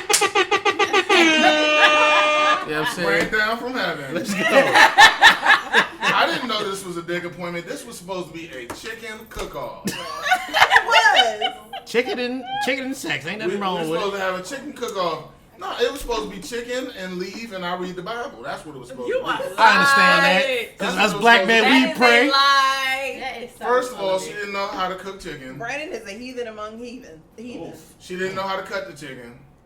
I didn't know how to cut What part of the chicken? the whole chicken. It was like a wing attached to like a breast. So let me attached tell to you a why. Okay. Let me tell you why. I went to Giant and bought a chicken. I got home and they had sold me a rancid chicken, right? So I had to take. It was a pack, like a party pack. So I had to take it back, and then I had to run to like Trader Joe's, and all they had in that moment was a whole chicken. That was my first time ever dealing with a whole chicken. Trader Joe's is I clutch, didn't know. too. Yeah, I had no idea how to cut a whole chicken. No clue. I had to FaceTime my dad, who's a great cook. Had to FaceTime, and he didn't do a good job of telling me over the FaceTime. I have never met somebody from Baltimore that wasn't a great cook, bro. Thank you. Everybody up that motherfucking cook. You cook. You can deep fry socks and that motherfucker would taste good. Listen, Everything deep fry I've my eaten pinky from. toe, I bet you it tastes good. I swear to God, I'll put it behind you. Everybody from Baltimore that I know, I have family in Baltimore, so I stayed up there for a little bit. But everybody in Baltimore either sell drugs or cook. Exactly. That's Cooking it. crack, whipping Shit. it up. Damn. Hey, look, bro, but she lost the chicken cook-off that day. No, I didn't. I won. My chicken was at least cut properly. Correct. Did it taste good though? Oh yes, I made a teriyaki chicken. And you tell them what happened next. I'll tell you how good it tastes. You tell them what happened I next. got what I went for. That's because the chicken tastes. The draw. The draws. GTG. The draw. I got what I went for. She done got your panties. Let me tell you. Be heard, she got your panties. The world needs more of this. The world needs more of this. I appreciate your honesty. The world needs more God of damn it, I this. love your honesty, man. I was God bless you, bro. God bless you. excuse me, for my sake, I was still going the Christian route. Shout out to Mom, if you're listening, Mom, I love you. Boy, if you don't get. Nah, for real, man. I told her, I said, hey, you can go home, you can sleep on the couch. That's what you said? That's or what you you can said, sleep dude? in the bed. That's Hit what- it.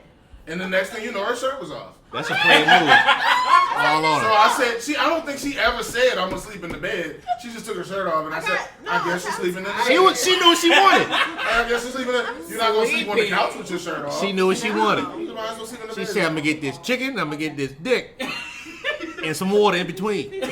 That's exactly Hey, what hey, I appreciate her honesty, I did man. it because it's cold on the couch with the way the air conditioning goes. I understand. So this was a health. I understand. This was a health matter. I understand. I wanted to provide her with warmth. I didn't know pneumonia. What month on was our this, first sir? date. What month was this? Oh, I'm sure it was December. Pretty What's December? the coldest day of the year? I'm pretty sure it was that. I'm pretty sure. So you were doing the right thing. I was trying to Offering her provide warmth, warmth, food, comfort. Yes. This was like March. This was like It's still cold in March. Yeah. Yes, I'm just clarifying Okay. the coldest day. I didn't want her to catch Clarifying pneumonia, and that's the month. only reason I went along with It was like the last weekend in March. Same thing with my girl. I offered her shelter, Yes. food, clothing, a did. fresh hot shower. And a little dick. And next thing you know, I seen titties. That's it. That was it. Who? That was it. You, baby. That's the universal sign. That You is see not tits. true. That's it. If your titty come out your shirt, that is a Let form me of tell you consent. something. And guess what? If I am coming from Arlington, Virginia to Calvert. She's getting the dick. There you go. I'm not there to look at you in your face. I'm slapping that joke. I bring a car. We ain't cooking. I'm going to KFC. Shit is already done. Coleslaw, mac and cheese. We're not here to talk. You finna all that bizzack. Yeah, after all this laughing and joking, all this Stevie Wonder, Donny Hathaway, all that. Oh, Hold on, we got somebody coming in. We gonna see who this is. This is like Blue's Clues or something. Oh, sorry. I don't mean to be a bother. No. But I can hear you guys. Just keep it down just a tad. I don't want the neighbors to. Yes, My bad. Okay, sorry. No problem. That's security, everybody. Shout out to security. Security in the building. We doing it. You know what I'm saying? Appreciate it. That's all. No problem. Down just a little bit. All right. Y'all have a happy 4th of July. Thank Be you. safe. If you need anything, I'll be outside. So don't hesitate. Yes, sir. Okay, thank you. Thank you, black man. Be safe. Shout out to security one more again. Let's go. Hey, yo, when do we do top flight jokes?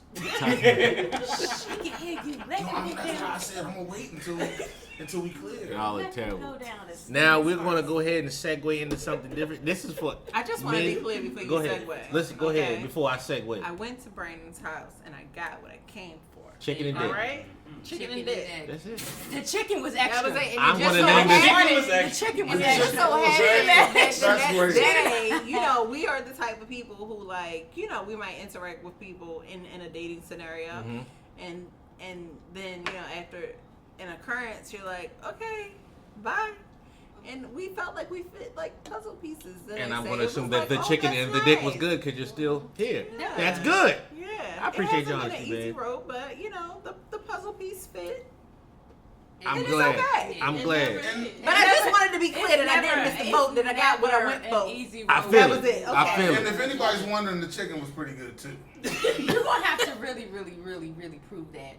I will When cook you chicken for talking y'all. about Give me a cooking hold chicken. on. I was Somebody gonna give me a say- Pyrex and a Mike pack got of some tight good shit Yeah, I right was gonna now. say you don't Mike want me got on some chicken. good bro. chicken. You don't want me He on got some chicken. good chicken. Hold on now, my chicken. You don't want me on chicken. I think I'm gonna name this. Segue. I'm thinking I'm gonna name this episode "The Chicken and Dick." Chicken. That's what I'm gonna name this episode. Should it be dick first or should it be The dick and chicken. Yes. Chicken. The dick in and the chicken. dick. These Chicken in the dick. The chicken and the dick. Chicken and No, the dick. not the chicken. Chicken in the dick. Chicken and the dick. Yes. See, I have to put the in front. Okay, so let me explain this to you. So The way the my podcast podcast, works. Okay. I was inspired by naming the episodes that I have through Seinfeld because that was like one of my favorite shows. Yes. So Good show. being that show being a show about nothing, Yes. this is a podcast about everything. Gotcha. And it, you know, all the titles are like the something, the something, Yes. the something. Okay, So, got it. but I do like chicken and I thought it was Crispy great. chicken and lamb. But I'll go along with what you want to Crispy do. chicken. Fact. So I think it should be That's crispy. fine. The chicken and the dick. That's how I fucks with it. yeah. Baltimore Avenue. Okay. God damn it! Okay. Surrounded by great people, man. Great vibes. Oh, I had a question for the ladies. Okay, except for ladies, the girl that- ladies, Before we ladies. segue. Just Yeah. going by what Greer was saying, you know, she's like, you know, hey, I'm here for the chicken, for the dick. You know? No, she was here for the dick, and the chicken was extra. Well, more so. So the chicken was a bonus. Yeah, the Yes. chicken was the bonus. Yes. Do you? According to my faithful servant, my guy, he said the chicken was the cook-off was the primary mission. But no, she said she was coming there for a dick appointment. So Oh. we have This two was different. unbeknownst to me. I mean, you wasn't expecting this. Cook off. From my knowledge- I got a new job, and he was like, "Oh, we should go out." And we was like, "Oh, let's do a cook off." Perfect. We can do that. We can do But that. I'm gonna get that dick. That's why she wanted to do a cook-off. You can't get the dick in the sly silver restaurant. tongue devil, She you. was good. Well, That's good. That's I good. wanted to know, like, just like going on how like the dating world is now. Like, do you guys, the ladies, do you feel like it's? How do you feel as far as like women? Is it beneficial or is it downgrading to women to be more upfront about like what you want as far as like hookups, sexual desires, That is a good question, Mike. I don't feel like it's downgraded. I don't think it's downgraded. I mean, we are. as opposed to like back in the day. We had to wait a certain now. amount, be Yeah, modest. Oh, I was about Yes. to say, why you want to know, baby? You plan on leaving me or something? I know. Oh, You no, know, we good. You know what I'm you know, saying? dating You pool can- got piss in it right now. I'm not worried about dating You might pool, want to like, chill. hey, I mean, I don't know how Just it think was yours. back in the day, but it You can have does. them for it. It does seem like it's a lot. Young ladies are a lot more aggressive. They are. Oh, they are. I don't know how it was back in the day, but. Oh, they are very aggressive now. Yeah, and I feel like it's nothing wrong with. Shit, the ladies more like the niggas now. The don't ladies do are the that. niggas. There's a lot of disrespectful. Yeah, because I was saying, like, just like there's been times where I've gone online as far as like listening to other podcasts, like looking at comments, hearing like ladies say certain things about like pertaining to sex. It's like, holy shit, like I got offended, and I ain't gonna, I'm a freak motherfucker. Mm-hmm. And like I will just see shit where it's like, damn, like that's like really aggressive. That's like really forward, and like it would concern me. It's like, damn, like would I want like my kids like talking this way when they get that age, or right. you know what I mean? It's like it's. Well, I think it's a double-edged sword. I think that I don't, to answer your question, I don't think it's a downgrade to be direct about what you want.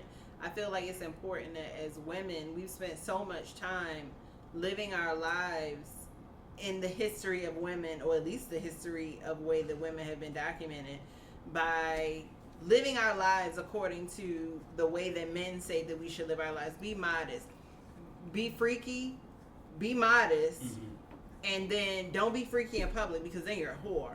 Don't be direct about you want, lie. But men, on the other hand, have been trained to do whatever they want, however they want to do it. So it can be off-putting to see women be direct and say what we want. And people in general can in fact be crass, or some things, regardless of gender or whatever, can come across as crass. But I don't think it's downgrading to say, this is actually what I want. I think it can be off-putting because that is not how women have been told to behave.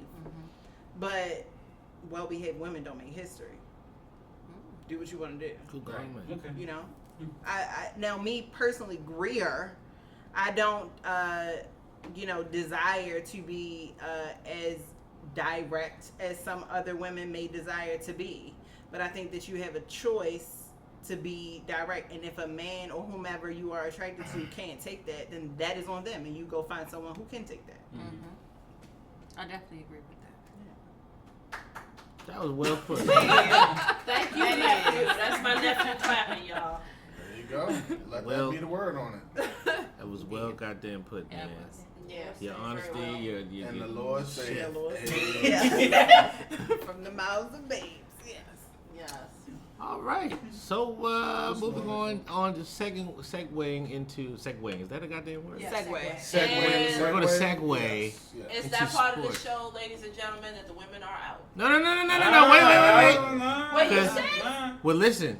I'm talking sports, but the subjects that I have are for both men and women. We're going to talk about boxing. A lot of it involved. We're going to talk about boxing, but first, I really want to talk about this subject in regards to Miss Sha'carri Richardson.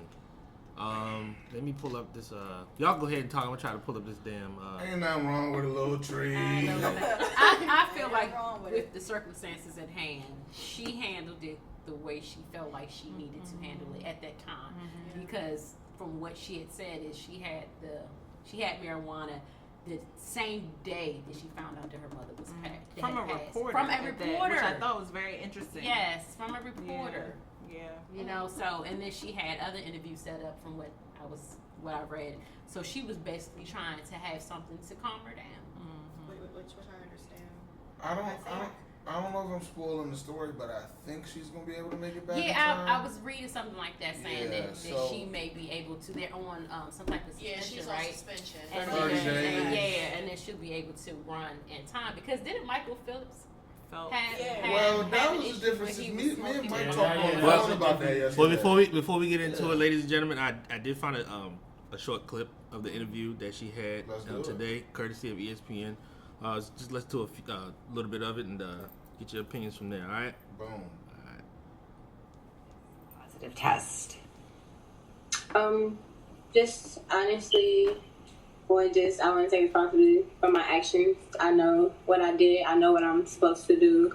I'm allowed not to do, and I still made that decision. But not making an excuse or looking for any empathy in my case, but just, however, being in that position of my life finding out something like that, something that I would say is probably one of the biggest things that have impacted me positively and negatively in my life when it comes to dealing with the relationship I have with my mother. So that definitely was a very heavy topic on me, and people don't understand what it's like to have to, or people do. We all have our different struggles. We all have our different things we deal with. But to put on a face, to have to go in front of the world and put on a face and hide my pain, like who are you, or who am I to tell you how to cope when you're dealing with a pain or you're dealing with a struggle that you've never experienced before, or that you've never thought you would have to deal with. Like, who am I to tell you how to cope? Who am I to tell you that you're wrong for hurting? So I think. All right, ladies and gentlemen. So that clip was from ESPN.com, courtesy of ESPN.com. The original clip was originally from NBC News, NBC Today. That's Miss Sha'carri. I think you pronounce it Sha'carri. Sha'carri Richardson. So she was suspended for 1 month, I believe, right, for testing positive for marijuana. As you know, that young lady, man, she's very talented. She's fast. Very fast. I believe she's the 6th fastest woman in history, I want to say. Yeah, right? She's broken a number of records already right. in the trials. Very talented. Very beautiful, Miss Sha'carri Richardson. So I'll ask the women first. Like, how do you feel about the whole situation on them banning her from that? And I think her ban, she'll be there in time enough for the relays or something like that, right? For the relays. Yes, she will. Okay, so how do y'all women feel? Who wants to go first? Oh, sorry. Want to go first? No, I was gonna say. So before I even knew all of the research, like, I thought the weed smoking was something recent. Mm-hmm. Like, she literally just did it. She literally just got herself into the Olympics, and she just did it. Mm-hmm. And I'm like, so I have to apologize, because I was like, come on, like, you had so many people against you, and this is what you do. Like, you pretty much just put yourself in the statistic. But, knowing that she did that as soon as her mother passed away, like, it should be no reason that they go ahead and ban her for that. I don't feel like it should be held against her. At all. Yeah. Nah. At all. Everybody has their own way of grieving. And if that was hers, they have to, come on. Mm-hmm. They have to look at that. Yeah, I personally feel like black women are held to a higher standard. Yeah, we are. I think that we are. Especially in situations where we're, what happened? What's going on? Oh, sorry. I think that as black women, when something bad happens to us, or like when we're going through something, like, we're supposed to tough it out. I think in this situation, and also from what she said, it sounded like her mother was a big part of her life. And I think that when she lost her, especially she found out from a reporter, not an aunt, not a grandmother, not a father. A reporter told her that her mother passed. A complete stranger. That her mother died. So wait a minute, I didn't even know this. So she was in an interview. So somebody told her that her mother died in an interview. Yes. Not a family member. Right. Yeah. That's crazy. A reporter told her. Didn't tell her beforehand or nothing. That's just crazy. Like, hey, how do you feel about your mother dying? That's crazy. You are the fastest woman in the world. By the way, your mom's dead. Yeah, that's crazy, bro. How do you feel about that? So bad, and she basically was trying to cope. And I think that in this situation, she shouldn't have to get punished for just trying her best to stick, muscle through it. Because honestly, she could have easily just quit and be like, whatever. Yep. The race, and everything. But she smoked a little weed to calm herself down. She got on that track and she smoked everybody, despite that. So honestly, I commend her, and I don't like that people are chastising her for just trying her best to get through it. Because honestly, if I lost my mother and found out that, oh yeah, I'd be depressed for weeks. I won't leave the house. I cut everybody off. Won't talk to nobody. But she muscled through it despite that. Yeah. She could have did something much worse. Yeah, right. And she did weed. It came from the earth, people. Mind you, she was only preparing herself because she had more interviews to do after that. I couldn't imagine losing a parent. I can't imagine. I can't imagine what she's going through right now. I can't. Like it sucks. But I It imagine. does, from someone who has had their parent missing. Well, not missing. I'm sorry. Who has died at an early age at 2. Shout out Aunt Tracy. Yeah, it's heartbreaking. You know, it's heartbreaking as a young kid who hardly knows their mother when their mother has died at an early age. So I can only imagine somebody who has actually had several years to experience that mother-daughter relationship or mother-son relationship, and to have that taken away from them while you actually know that person. I know that has to be even harder. Well, I can't say it's even harder because the pain is still there regardless, but I know that's pretty tough. Yeah, and I mean, like, especially when, like, she was about to compete and her mother was still alive. Like, Right. It's like she found out that, like, just before her mother could see her win. You know, so of course it's going to impact her and make her feel like, oh my God, like I lost somebody so important to me, and like she's not going to see me win.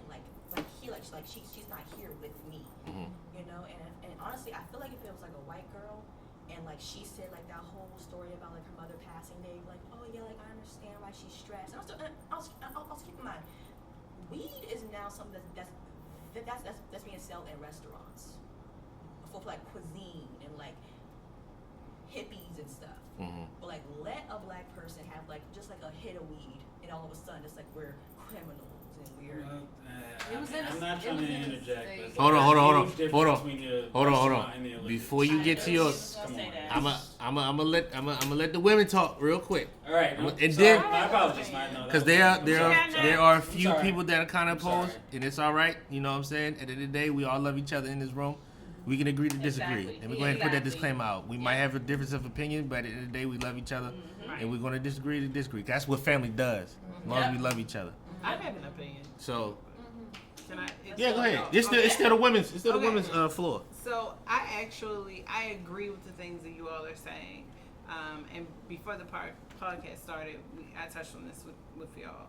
I feel that I have never been in her position, obviously, but I completely understand the reasoning for smoking weed in that moment. A news reporter tells you that your mother died. First of all, how do you just tell somebody something like that? I would like to go back, and I will go back and look for the interview because I'm curious about it. I'm curious about what the dialogue was that this is the person from whom she found that information out.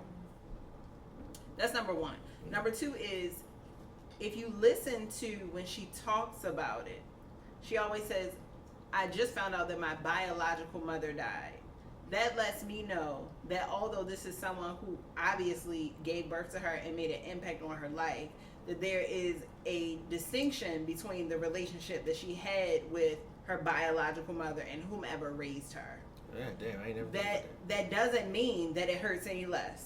I'm only just pointing out the fact that every time I heard a sound bite of that, she's very clearly saying, I had just found out that my biological mother died. So there's multiple layers to the hurt. Yeah, I think there was reported that like she was With raised by her grandmother, right? That's what I was thinking, because after she won that race, she collapsed in her grandmother's arms. So I think that there's multiple layers to that hurt, which will then back up the need for the weed, right? However, as an athlete, it is against the rules. We all break rules. There are rules that all of us have probably broken that people will never find out about. Her shit is just on Front Street. So that's one point. Then the other point is she broke the rules as a black woman. And as a black woman breaking the rules, or as a black woman who has to adhere to the rules, even in our worst bouts of pain, unfortunately, we as black people have to think about things differently. Unfortunately. We just have to think about things differently.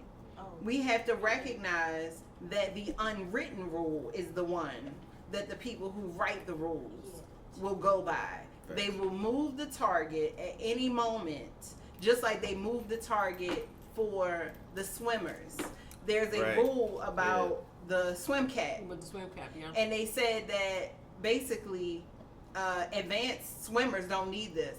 But what you're doing is taking the size of a white person's head and not taking into account the way that black people's hair grows. And you can't use the swim cap. Just using that as an example to say that they moved the target. Yeah. Yep. And as black people and as black women, unfortunately, we have to adhere to the rules harder than anyone else. And sometimes that doesn't even mean that we will win. You know, but these people who make the rules, they move the target, they adjust it, and we just have to stick to it. I completely understand why she did what she did, and I will never say that she was wrong for doing what she did based on the circumstances. But I will say that unfortunately, being in the position that she's in, or being in the position that she was in, however you want, whatever the appropriate tense is considering the situation, it may have been best to smoke the weed after. Even though they was gonna test that every day. Right. Yeah. But I'm just saying, it may have been better. I don't know. I have not lost a parent, so I can't speak to what you should do when you lose a parent. But in that particular position, unfortunately, the only way to not get your ass handed to you, especially after, and rightfully so, she talked cash shit after she did that 11-second run. She deserved to talk cash shit. Right. But as a black person, when you talking that level of cash shit, they're going to look for any reason to tear you down in the process. You know what? I honestly feel like somebody, her support, that was once again well put, Miss Greer. But you know what I say? I feel like somebody that was in her corner, that showed her the utmost support, that's keep it at 100 with her. I would have told her, if you're going to smoke weed, get a medical card. But here's the thing, I don't think that get a medical card just to save your ass, because you know you're dealing with these type of people. Get a medical. If you're going to smoke weed, get a medical card. No, that was like something that just happened. I understand. No, she tried out for the Olympics and she didn't make it the first time. Right. So this is her first time making it. She might not have known. And that's exactly what I was speaking to my son earlier. She never knew. This happened before that run, that infamous run that we seen. She didn't know that she was going to blow up like this. Right. She didn't know that she was going to get so many people to put her up on that pedestal. Okay. You know, she didn't know any of that. Right. And I think that I know a lot of us understand the rules when you're trying out for the Olympics, but I think that a lot of people who are around who've seen other people get that pass, like what we said, Michael Phelps. Michael Phelps. Michael Phelps. I'm sorry, Michael Phelps. Okay. Michael Phelps. Michael Phelps, the person to change the oil. Michael Phelps, and there's another runner, a runner who was tested positive for steroids. The white girl. Yes, for steroids. I don't have her name. She blamed it on a pork sandwich. Yeah, she blamed it on a pork sandwich. Yeah, And they let that shit go. Yes. Let it go. Yes. Wanna Didn't question They it. did. Yeah. They Didn't question. Didn't The give a hell unwritten about rules it. are the rules that they Didn't will go by. Yeah. We all know and this shit gave is her like all of that. Yes. And then with Michael Phelps smoking out of a bong. Right. Right. I mean, I think that a lot of people are just looking for that same kind of grace. Now, you know? also, For sure. what Yeah, for sure. I've read, I can't remember the article, but I will look it up because I don't like putting out cap information. But I've read somewhere that they also changed the rules because how, Simone Biles, she's like the GOAT of the gymnastics. Oh, man. Yeah. Sure. She didn't receive She came up with a new. You right. She came up with a new. Shout out to Simone Biles, yo. It wasn't new, but it's so difficult. Shout out to Simone for Biles, people to yo. perform it. But- And I want to say only Asian men have performed it. Yeah. It's it's so difficult. No, she came up with a new move to the point where they had to change the rules for the Let me say this. That may have also happened. Right. But the one I'm referencing is the one that it already existed, but people won't perform it because it's so difficult and dangerous. Right. That she was like, I'm going to do it just because I can do it. Right. And Not she only did she's it, black, she's a but black because- woman right. when she did that shit. But once she did it, they didn't rate her appropriately because they said, well, it's a level of difficulty and other people can't do That it. shouldn't matter. So we're not going to rate you with all 9s, all 10s, whatever you can get because it's too difficult and dangerous that other won't won't attempt it. It's But basically what they said. Exactly.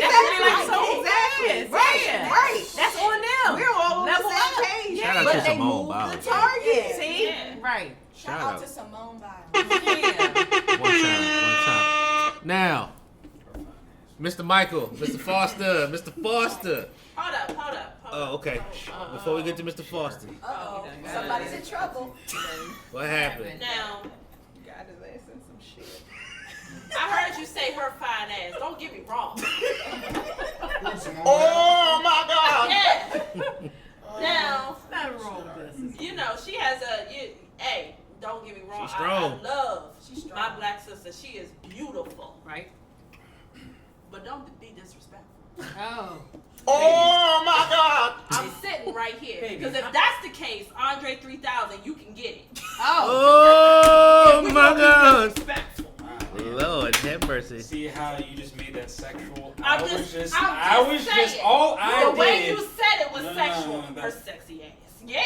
Maybe that sounds like a personal problem, okay? Oh, I'm it just is. saying, It's okay? All one I of these did foster was guys just that appreciating going to a me. beautiful queen, you know what I'm saying, for her accomplishments, you know what I'm saying, in the world of gymnastics. That's He it. asked you a question. That's all I did, He okay? asked you a question. She about to get all personal with me. That's fine. Don't do that, man. Please don't hit me. What was the question? I think we're talking about domestic violence. Will Michael Foster make it through the night? Next time on Dragon Ball Z. Oh, but Next time on Unsolved Mysteries. Right. Yes. Nigga, I got 5 Darian myself. is here. Right. I got David's 20. here. What's up? There you go. Oh, yeah. Oh Shout yeah, out my man. brother. Shout out my brother. One of the original co-hosts of the Pod and Chill podcast, my man David, aka Mr. Please Believe.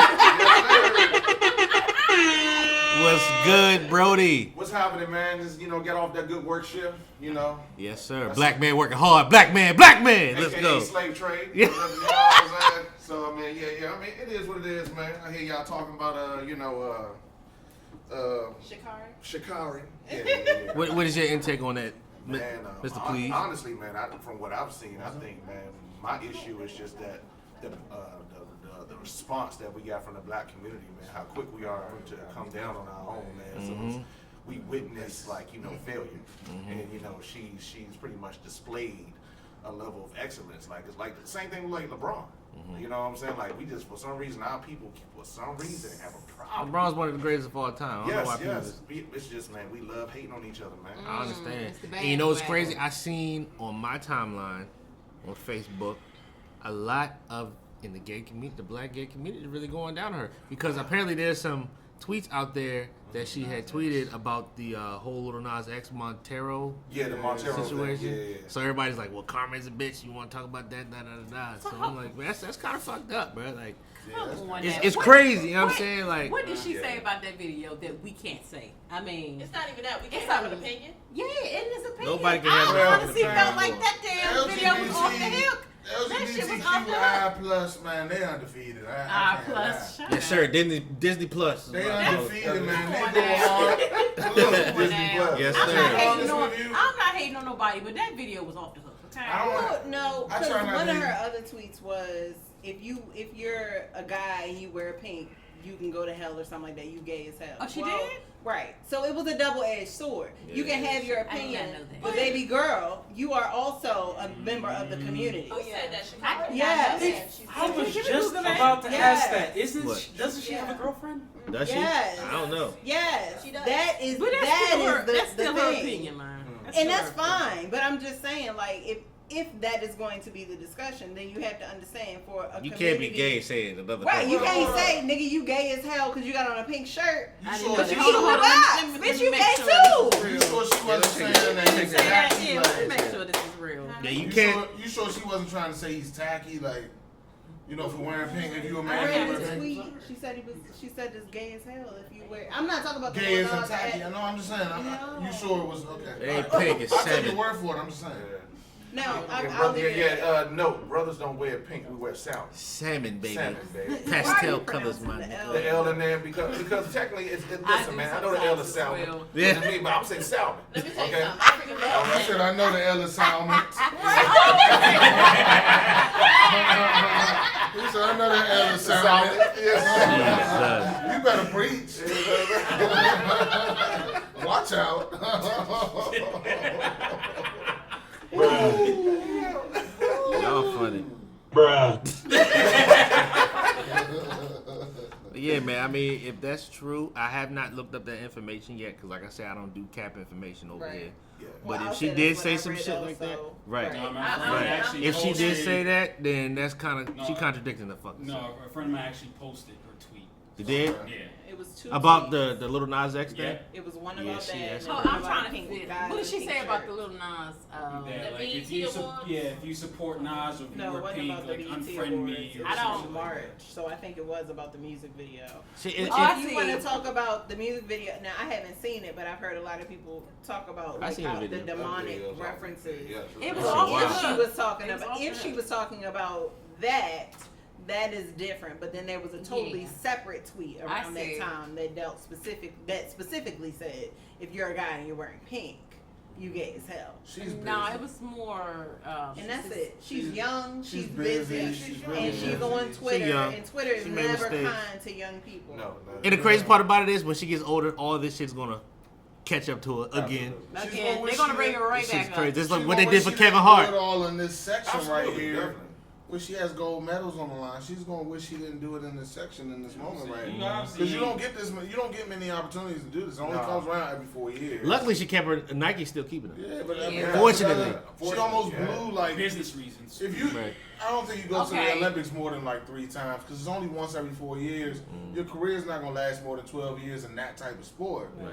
And so she's kind of blowing a chance if you Yeah. look at it that way. Yeah. If you only get 3 of them and you blow one, that really sucks. Yeah. It's a double edged. You gotta think about the shit that's gonna happen in between. And also acknowledge, like, okay, you know, maybe you shouldn't have said that. You know, like let's figure out how we can use a little bit of sense here on the internet going forward. You know, like Baby girl. it's a duality. Baby You girl know? young. Yeah, she's Baby girl young. young. She's a That's the baby. second one. Oh, she is. The second one was bad. The first one Okay. says if you support Lil Nas X, unfollow Yes. me. So Yes. this And then the is second one was a little harsh. this Yes. is from That was the one Sha'carri about the pink shirt. Richardson, August 17th. A tweet from August 17th, 2015. And disclaimer: we're not here to bash anybody. So 2015, We got she we, what, we 14 just got the years facts. old? Right. Yeah, She she's probably young. wasn't even young. aware of She- herself. She said, you know, if you a nigga and you wear pink, die in the pit because you gay as fuck. So here's the 2015. thing. 2015, And right? that's- Why do people always bring up when you Yeah. succeeding, Rehab. when you are succeeding, All the time. Succeeded, yeah. and doing positive things? Yeah, that's why do bullshit. they always bring Yes. up? I'm something pretty that sure happened? she's old enough now to know, okay, what I said Right. back Yeah, then was it's crazy. wrong. I didn't realize it was you bring- 2015. Right. I thought that shit was like last No, week. I really That's- did think that it was as well. So thank you for clarifying that it Yeah. was 2015. Like I That shit and had I nothing still to do with stick this. by Right, it. yeah, yeah, yeah. Always She was that- young. Yeah, they She I was will young. stick by It's saying she's assassination. young.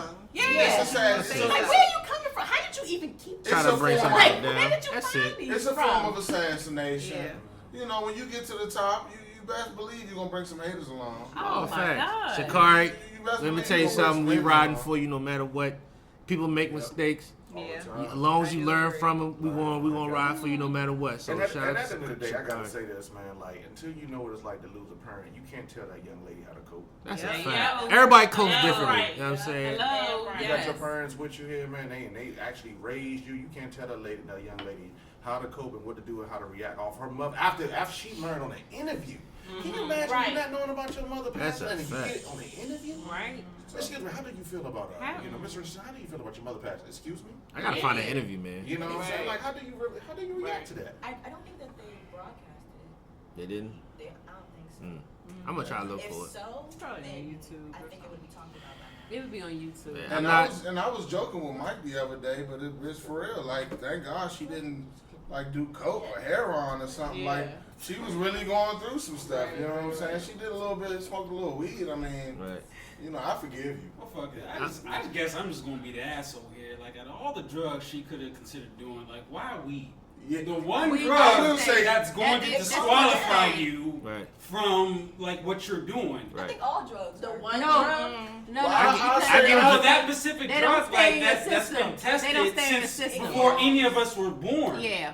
They've I been read doing other- that in the belief actually, before that's any the of us were only born. drug that stays in Like, your why system. do that one? Like, why Yeah, not just, you know? I read an article that said if she had did cocaine, it basically It would would've have been been out. gone in like 2 days. And So not so, even. so to not give even 2 everybody, I mean, I wasn't so to even give talking about everybody cocaine, kind but of like that's It would have been. to give way everybody a less than little state. bit of a better understanding, it's the THC that stays in your system for about 28 days. Most of the other drugs that you do, barbiturates and things of that nature, those things. Smart. This nigga's a scientist. I smoke Did weed, you know that? Now you know. Most drugs you smoke the habasity is into Listen, tenacity. while you smoking your weed, you have a lot of time to think. Go ahead, go on, brother. Go ahead. But go on. no, those things are actually Brother, literally polite. toxins that just literally pass through the lining of your stomach and process out of your system. So, you know, I was joking with Mike the other day, but I'm like, man, if you're gonna get suspended, at least do some crack or do some coke, or do something that's worth it. Look, marijuana for real, like the most that it makes you do is just kind of chill out and get hungry. And furthermore, she did it days and days and days before. So I think one of my points is like this is a really antiquated system, and that goes for jobs across America if anybody's listening. But you know, I do have a medical card, but it's still difficult to pass a drug test and explain why you're taking marijuana when it really doesn't do anything specifically in Olympic terms to enhance your performance. It doesn't do anything but make you a little bit more tired than you already were.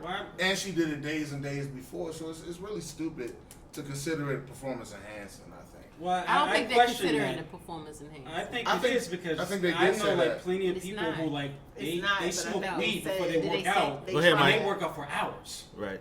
So it's like, and it like obviously it involves some type of like endurance. I think that's. But really no, I affects think you different are people. speaking. Yeah. And then you have to understand that we have well, you know, indica. probably. I just need more detail on that. Okay, so because, we like, have- everyone, So the There's stuff that will something really like, help yeah. you get better, It's like sativa. steroids, like B2, like shit like that shit will be out of your system in like 2 days. The shit that doesn't really help you get better is like marijuana. Like if you smoke marijuana, you probably be unmotivated to work out. Right. You probably want to watch SpongeBob or some shit. Nah, I'm chicken. going to disagree with that because Well, you don't smoke. I You know, don't I smoke, know, right? I don't smoke, but I know plenty of people who do smoke, and they smoke right before they hit the gym. Is it a And they work That's out like an extra strange, 2 or 3 but- hours after me. So- And you know me, like I go to the gym, I stay in there for like 3 hours. Have you asked And I know them? people who smoke weed, they stay in there for like an extra hour or 2. Well, have you after me. asked So it's them like, It's if probably I'm not, different. I don't know. Yeah, I'm just because- wondering, like, No, obviously I don't it think so. helps Some out people- with some part of your endurance. No, My I think some thing- people are just addicted to it and they need it. I regardless smoked of weed function. before I went to the gym with yeah. you, and I made it It- about 30 minutes. It all is. And I was ready to eat some Yeah. chicken. I was ready to eat, It and I was affects ready different to people. fuck. Certain strands affect different I people. was. Yeah. You know, some people like my girlfriend, my best friend, she can't do nothing without smoking. You know, Right. so it doesn't necessarily have to mean means that wrestle, Destiny. her smoking enhances anything. She's addicted to it, so So- she needs it. It does. I promise you, it doesn't. From a I smoker. haven't. I've never doesn't wanted to work enhance- out after smoking. It doesn't give you energy. That's not one I of the know. things Well, it I'm just does. trying to figure out, like, if it doesn't, then, like, why is it, like, I mean, since the 70s? I think since either 60s or 70s. Like, Yeah. why is that, like, a banned Times substance? change. That was mushrooms. That it's a race. It's a literally. It's based on that's what I'm trying racist to tell you. policies when It's they an ban it. it's an Well, that's the case. antiquated. Then, like, I mean, Michael Phelps wouldn't have been suspended for 6 months. Nah, what I'm trying to explain. The Hold on. history. I mean, he was a- I'm talking about the Y'all might history. not get. Y'all Okay. Y'all might not get the point that I'm trying to explain. What I'm trying to tell you is that it's an antiquated method. As a matter of fact, the state that Sha'carri is from, weed is legal. Yeah. So in most states, weed is legal. Weed just got legalized in Virginia, which I lived in Virginia for a couple years and ain't shit legal. Ain't not one thing in Virginia legal, and they Not done made even weed. missionary sex, literally. Literally missionary sex is not legal in Virginia. What? Me and Jim, Virginia is a me and commonwealth. Greer couldn't date till we came back to Maryland. Okay. Virginia is a commonwealth. In commonwealths, the whole point is basically to keep niggas in their place. So you can't do certain things in a commonwealth. Literally, like the old laws that they won't get rid of is to, make you do dumb stuff. And that also would include in Virginia, cover years, missionary sex only, technically. That's in the military too. You don't have missionary sex in the military. What I'm trying to say is not about Virginia. What I'm trying to say is about the nation's acknowledgement that marijuana is very much harmful. I mean, harmless. Sorry. Harmless, yeah. It's very much harmless, and that's through studies through the CDC, government studies, etc.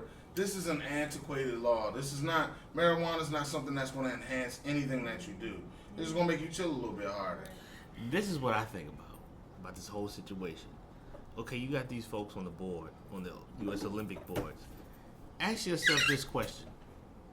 How many of those folks on the board have their money invested in the weed stock? All of them.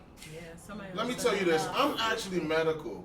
When I go to the dispensary, all I see, and I hope I'm not offending anybody, is old white women. That's all I see. You don't see no niggas in there. You don't see no dreads. You don't see no nails. You don't see no boop, boop, boop. All you see is old white ladies. Those are the ones that are smoking the weed and taking advantage of the medical policies. I think it's very much so antiquated to think that in any way will enhance for your performance. I feel like that situation will kind of disturb me. You sitting here banning this very talented young black woman that's actually going over there representing your ass in your motherfucking country, but at the same time, you're investing in the stocks in the motherfucking weed. That's a walking contradiction to me, in my opinion.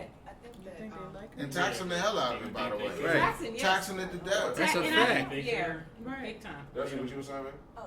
No, they called her on a technicality. I mean, Michael Phelps too, technically, but he wasn't even. That's the thing about Michael Phelps. He wasn't even in. He's out of competition. Yeah, he was out Well, of competition. I can't compare Sha'carri's situation to Michael Phelps because I'm not fully informed about Michael Phelps' situation. So I really can't say, oh, they did that because she's black and then Michael Phelps. I can't really do that right now. I wouldn't even say they did it because she's black. I would say it's just a very antiquated rule, and it probably needs to be expunged to extinct. Right. It really does. It doesn't. Marijuana is not going to make you run faster, jump higher, or do anything else. Right. Obviously, the creams, the clears, the B2s, the steroids, those things will enhance your performance, and those are the things that need to be looked at. I just wish baby girl would have thought twice about doing it, man. Because at the end of the day, I mean, rules are rules. She did know. I wish, because if that's the case, then everybody else will have to get a pass. Absolutely. But I wish her the best. I really do. To your point, Mike, with the people who that smoke before going to the gym, I'm curious to know if it's all about the specific strain.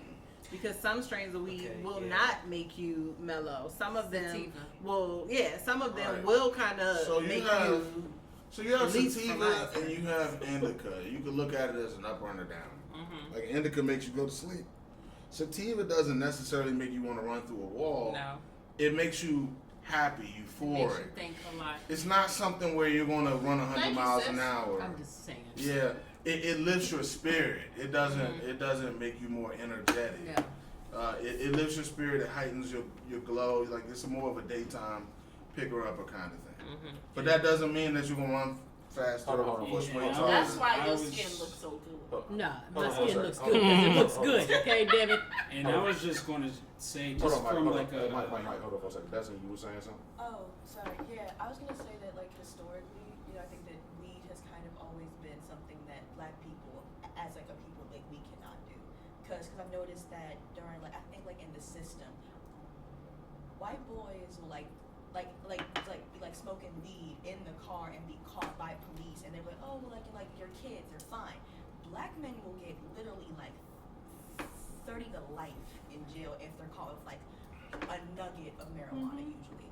And that's why I'm saying for this moment specifically with Sha'carri, the main reason why these white people are being she can't compete is because here's the thing, her as a black woman, she's already at a disadvantage because of her skin color. She's already powerful, she's fast, she's talented, and she's athletic, and she's beautiful. It's so of course.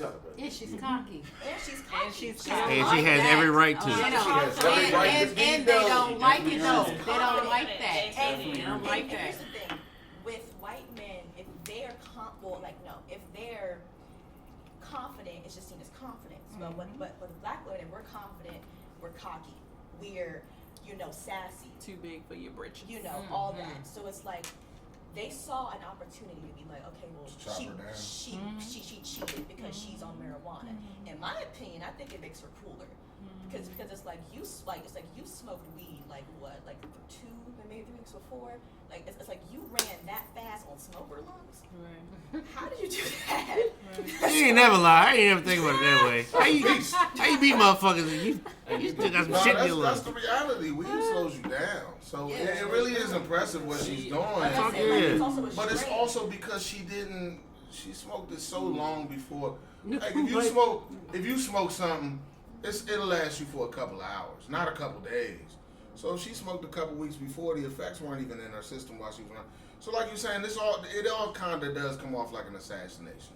Yeah. Because this has nothing to do with her running fast at all. She smoked it weeks before. It doesn't have that type of effect on you anyway. So it is kind of like they are taking an opportunity to cut her. I'm going to disagree with you on that one. Like back to what Greer was saying, like it depends on like what type of strand you're taking, because like I even know I didn't like bring this up before, but like back when I was like doing Muay Thai, and like I would have like sparring partners where they would, that's a kickbox, and I would have like sparring partners that they would like, you know, smoke up before our sparring sessions, and there would be days where like I would fucking punish them. It was like, oh you easy work, and then like there'd be days where like they would like start smoking and shit before like we would like spar just to get in practice. It's like, damn, like why is he fucking me up? Like he's faster, his timing is on point. But shit, like I don't know, maybe it's like my like, you know, my ego is just going down, but like he's hitting harder too. So it's like I don't know.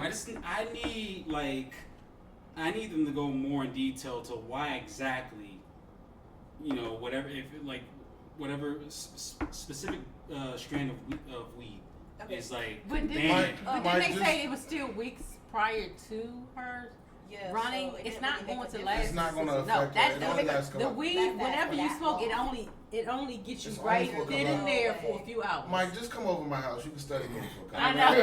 I want you to still like me. I already told you my weed story, so and then it fades away. You don't have to smoke. I'm just saying you can study me. You can Discovery Channel. You can go on Discovery Channel all over my house. It's not going to get it doesn't. No, it only lasts a couple hours. It only lasts. But this is not right something that would affect her ability. Right in that moment, in hours, and that's it. She would have to have smoked that day. Yeah, that hour almost in order for it to affect her. I actually think that for black women in sports, especially, they will take any opportunity. Yeah, I think anything. That's what it is. Especially like for example, what's her name? Serena Williams. Oh yeah. When I think they disqualified her because like she got mad about something. And they made like a really racist portrayal of her in like a newspaper or something. Yeah. And like she was upset, rightfully, because I think like a ref like called like a foul or something that like wasn't hers. It was a line. No, it was a official saying that she was receiving coaching from a coach. Right. Oh yeah, that's what it was in the stand. In the stand, That's right. And you know, and I was like, I think it's interesting that in sports especially, black women are like, every time we win, they move the finish line constantly. It's like, oh yeah, like your like hair's too big, your nails are too long. You smoked this, you did that beforehand. It's like we basically, Simone. Well, she's basically, she can't be beat. I don't know what it is that she's done. That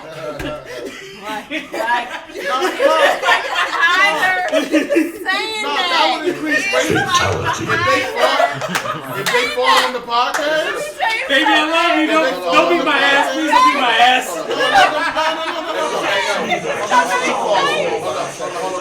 No, I want to see the fight on the podcast. Question. What floor we on? We on the highest floor. Hey, y'all better. Shit. Y'all better chill out before top flight comes down. Yeah. You better chill out before top flight comes down. Shout out to Top Flight Security.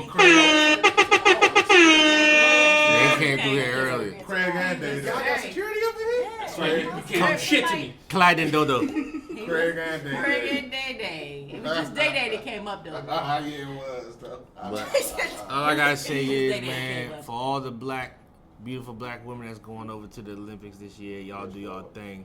Bring the gold, the silver, and bring all them bitches home. Yeah. And show them motherfuckers, hey, y'all trying to put this obstacle in front of us, but we still taking all the medals home. Fuck y'all. And look at them. They are looking lovely out there, aren't they? They all looking good. Feel me? They all looking They good. say everybody's gonna have a different Shout out to opinion. Allison Felix too. Let's go. Hey. So to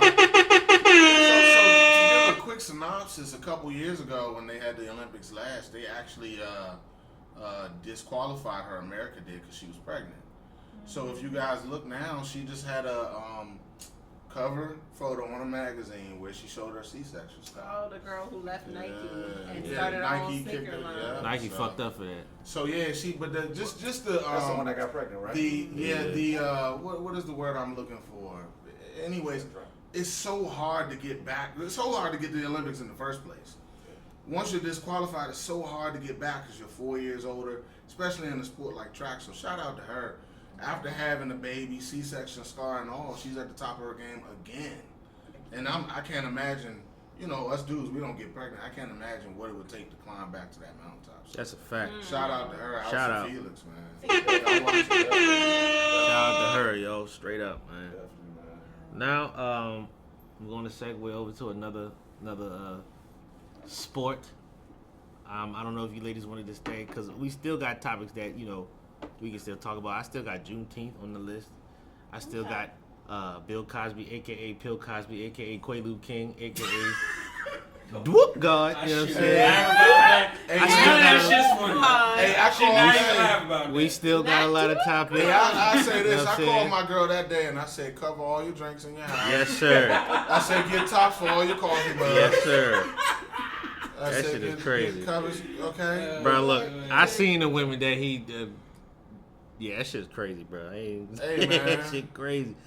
If he did it, man, he a nasty man. And he deserves to be in jail, man. Fuck it. On some real shit.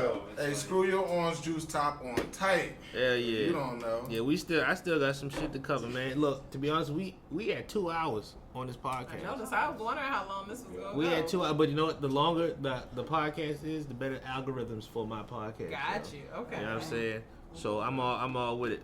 But we're gonna switch it over to the boxing because I know my man Mike wanted to talk about it. All right. Oh, damn. I guess I'll call you guys back when we get to the other stuff. Shit, we can talk about something else. Damn, everyone's fucking leaving. Now, I like boxing, but I don't watch it. I can talk about All that right. shit for hours. Let's go. So, moving on to boxing, the last big event fight was Javante Tank Davis versus Mario Barrios. Am I saying his name? Barrios. Okay. So I'm gonna read a quick couple sentences, courtesy of CBSSports.com. Davis, 25-0, 24 KOs, a 26-year-old rising star headlining his second consecutive pay-per-view card and added a world title in a third weight class by stopping Mario Barrios, 26-1, 17 KOs. The WBA regular champion at 140 pounds. In round 11, I believe that was a TKO.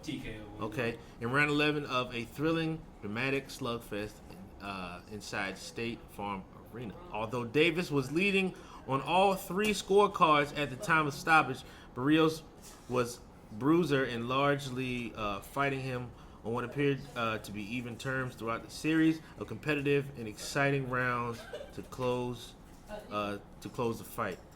Before we get into this, man, I'd just like to give a shout out to Javante Davis, man, representing Baltimore, representing Maryland, man. Straight up. Northside. Avenue. Avenue. Avenue. You know what I'm saying, fellas? When you do that, you sound just like a trainer. Swear to God, bro. Swear, bro. So, this is a segment, I guess, for the men. So, more specifically, Mike, because I know you have a lot of experience with different boxing styles. If you want to go ahead. Just the big fan. Hold on. Before you get started, let me just add mine in there, because I know once you get started, anything relative to fighting, Mike is going to go. Right. So, I do not want to stop He is the him. scientist. Mike get a little passionate. He gets a little passionate, man. Don't bring up Triple G because Brandon's here. You know what I'm saying? I would say, man, just pretty much the way I analyzed it was. I'm not gonna lie. At first, I thought Barrios was gonna get him. I thought Barrios he was keeping Tank a little busy with that jab. Tank seemed like he had a little bit of a problem getting around it or whatever. And then later on, I believe that's when Floyd came a little later on, let him know, hey, dude, you down on the card. And that's when Javante was like, yo, stop bullshit. and then Floyd was like, no, I'm not. I'm dead serious. Like, you down. And right after that, that's when he stepped up. Because I'm not going to lie. And shout out to Floyd for that. That's what you call, man, just being, watching out, being loyal, man. You know what I'm saying? So yeah, I believe like Barrios was giving. I'm not gonna say he was whipping him, but he was definitely.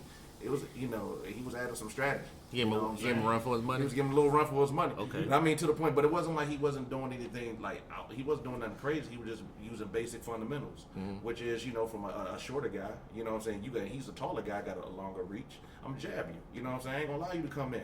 Right. And that's when once Tank started he learned that news. He switched some things up. You know what I'm saying? Started taking it back to the Tyson days when you slip and dip, get up under. You know what I'm saying? And get up, in the inside.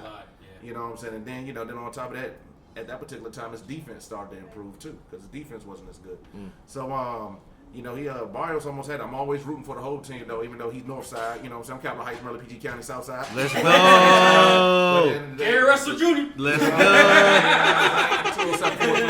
But still, shout out to North Side. Shout out to North Side. Let's go. So, give it to my man Mike for the rest of the analyzation, man. You know what I'm saying?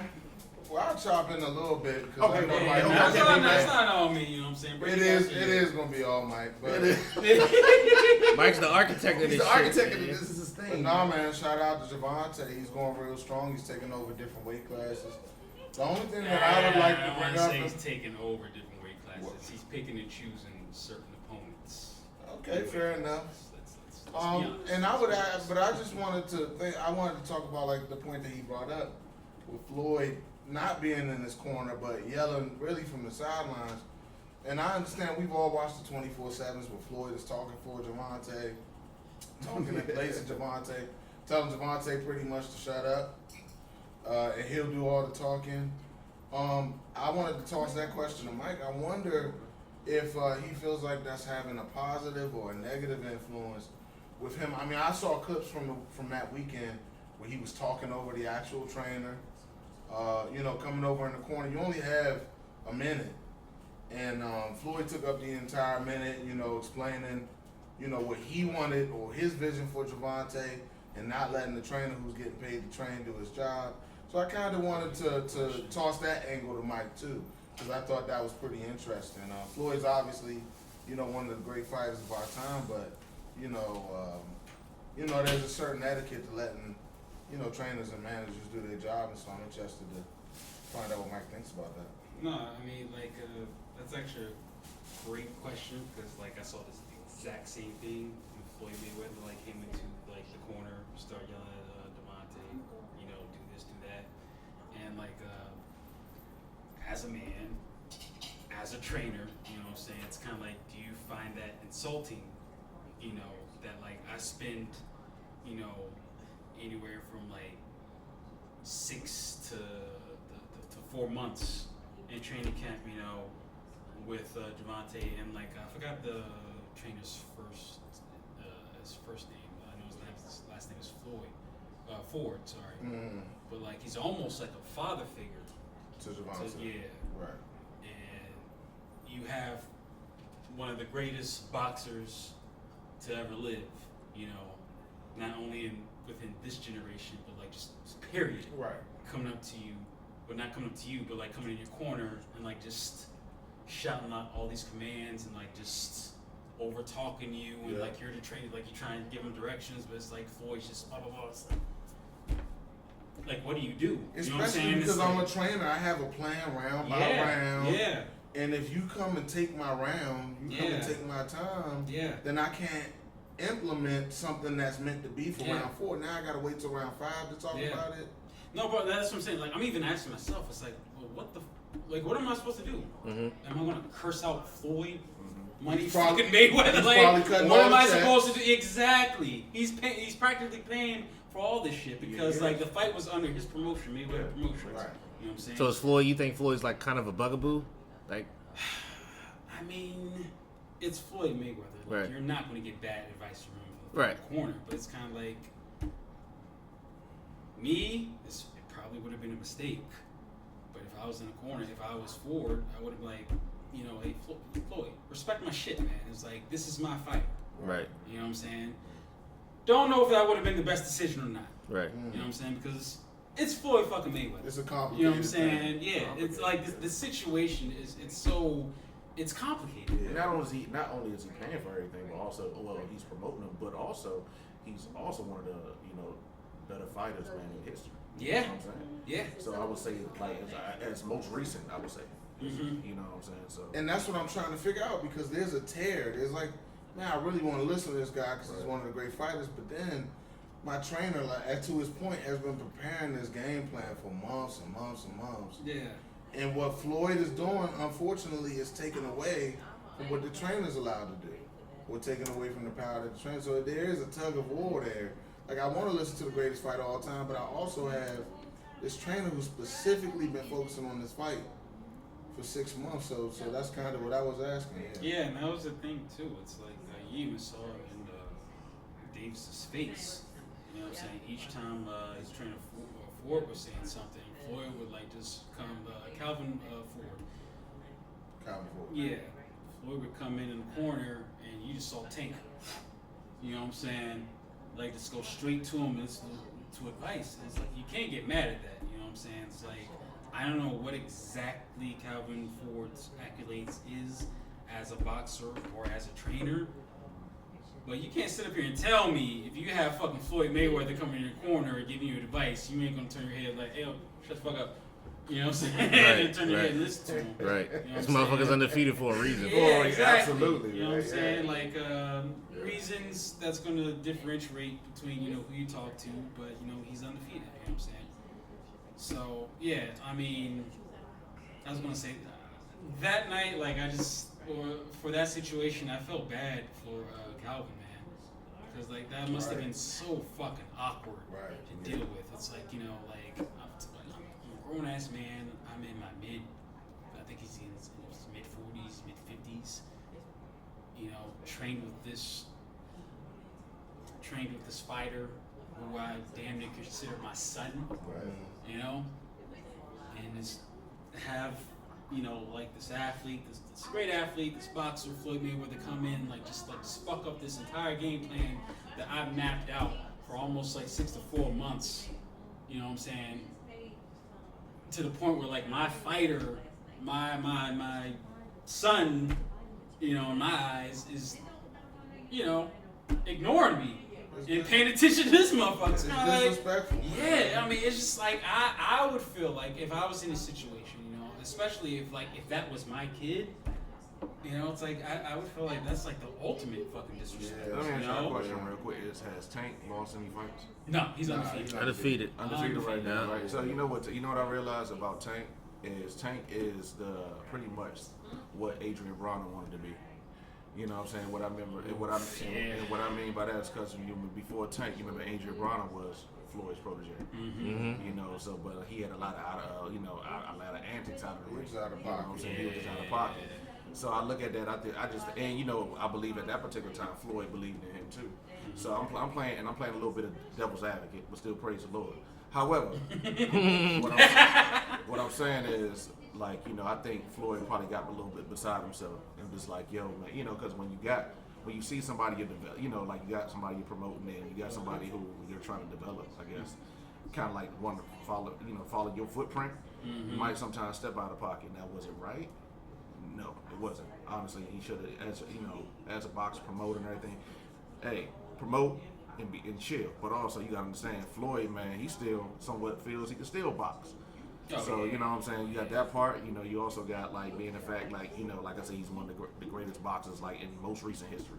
So, I just think, with that being said, man, you know, I just think him jumping up like that, I don't think it was he was trying to be blatantly disrespectful. I just think he got beside himself, like, hey, man, I want you to continue to be undefeated, like, you know, because I got plans, you know what I mean? So, I just think that's what probably kind of happened, too. Tank is his investment.